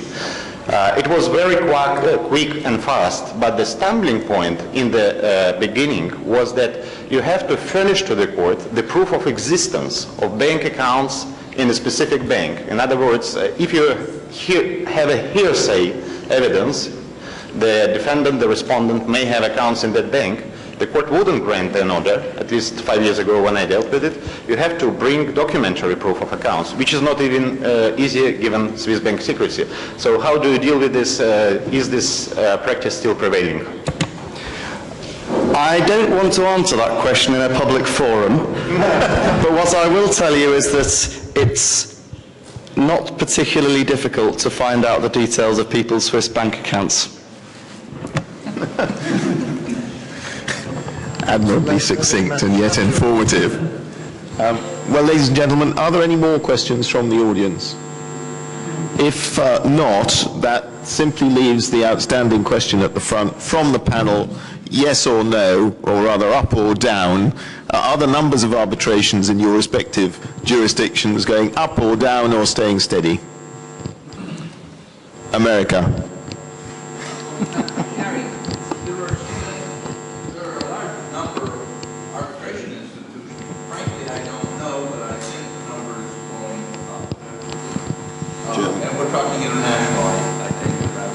Indeed. Indeed. Germany, up or down? Without having my crystal ball available, I would say the number is going up. Well, I would say for Stockholm, it's presumably getting up, but you can. It's very difficult to exactly say how the trend is. But when it comes to the quality of the arbitrators, which is one thing I thought also you asked about, I think actually the quality of the arbitrators has gone up in Stockholm over some years because we have started to change. So the old guys have moved in, and there are more female lawyers now also coming in to be arbitrators. So they're both men and female coming in. So they are specifically trained. Coming from an old guy, that's very self-effacing, I must say. So in China, numbers are going up for sure. And for Germany, I can only confirm what Thomas said. I talked about it in Riga last week at the DIS Baltic Arbitration Days, and numbers are going up. I was very surprised about the professor's statistics that the number of international arbitrations had crept up from 3,000 to 3,200 over a period of 5 years, ending in 2007. My own understanding of the statistics in regard to London is that the last year there were 1,600 maritime arbitrations alone. So I think the figures must be dramatically more than that. In any event, they're certainly increasing. The number of arbitrations that have emerged since September 2008 is an order of magnitude greater than before. Perhaps I can go to Switzerland then, up or down? Going up, but for complex reasons. Switzerland is an increasingly popular haven in times of economic discontent, so people are bringing their business there and resolving their disputes there ever more. Italy, up or down? Going up. Sweden generally? Actually, I have figures showing generally a growing trend. The question, of course, is if that trend is in par with the growth of the economy. That's the issue. And Russia, arbitration, up or down? Well, I would say that we had a fall in the 90s again after the collapse of the Soviet Union, but now it seems like there's a growing tendency for the number of cases. Maybe not that sharply in the last 5 years, but still growing. Thank you very much. Well, ladies and gentlemen, it only remains for me to thank our panelists, and perhaps you would join me in that.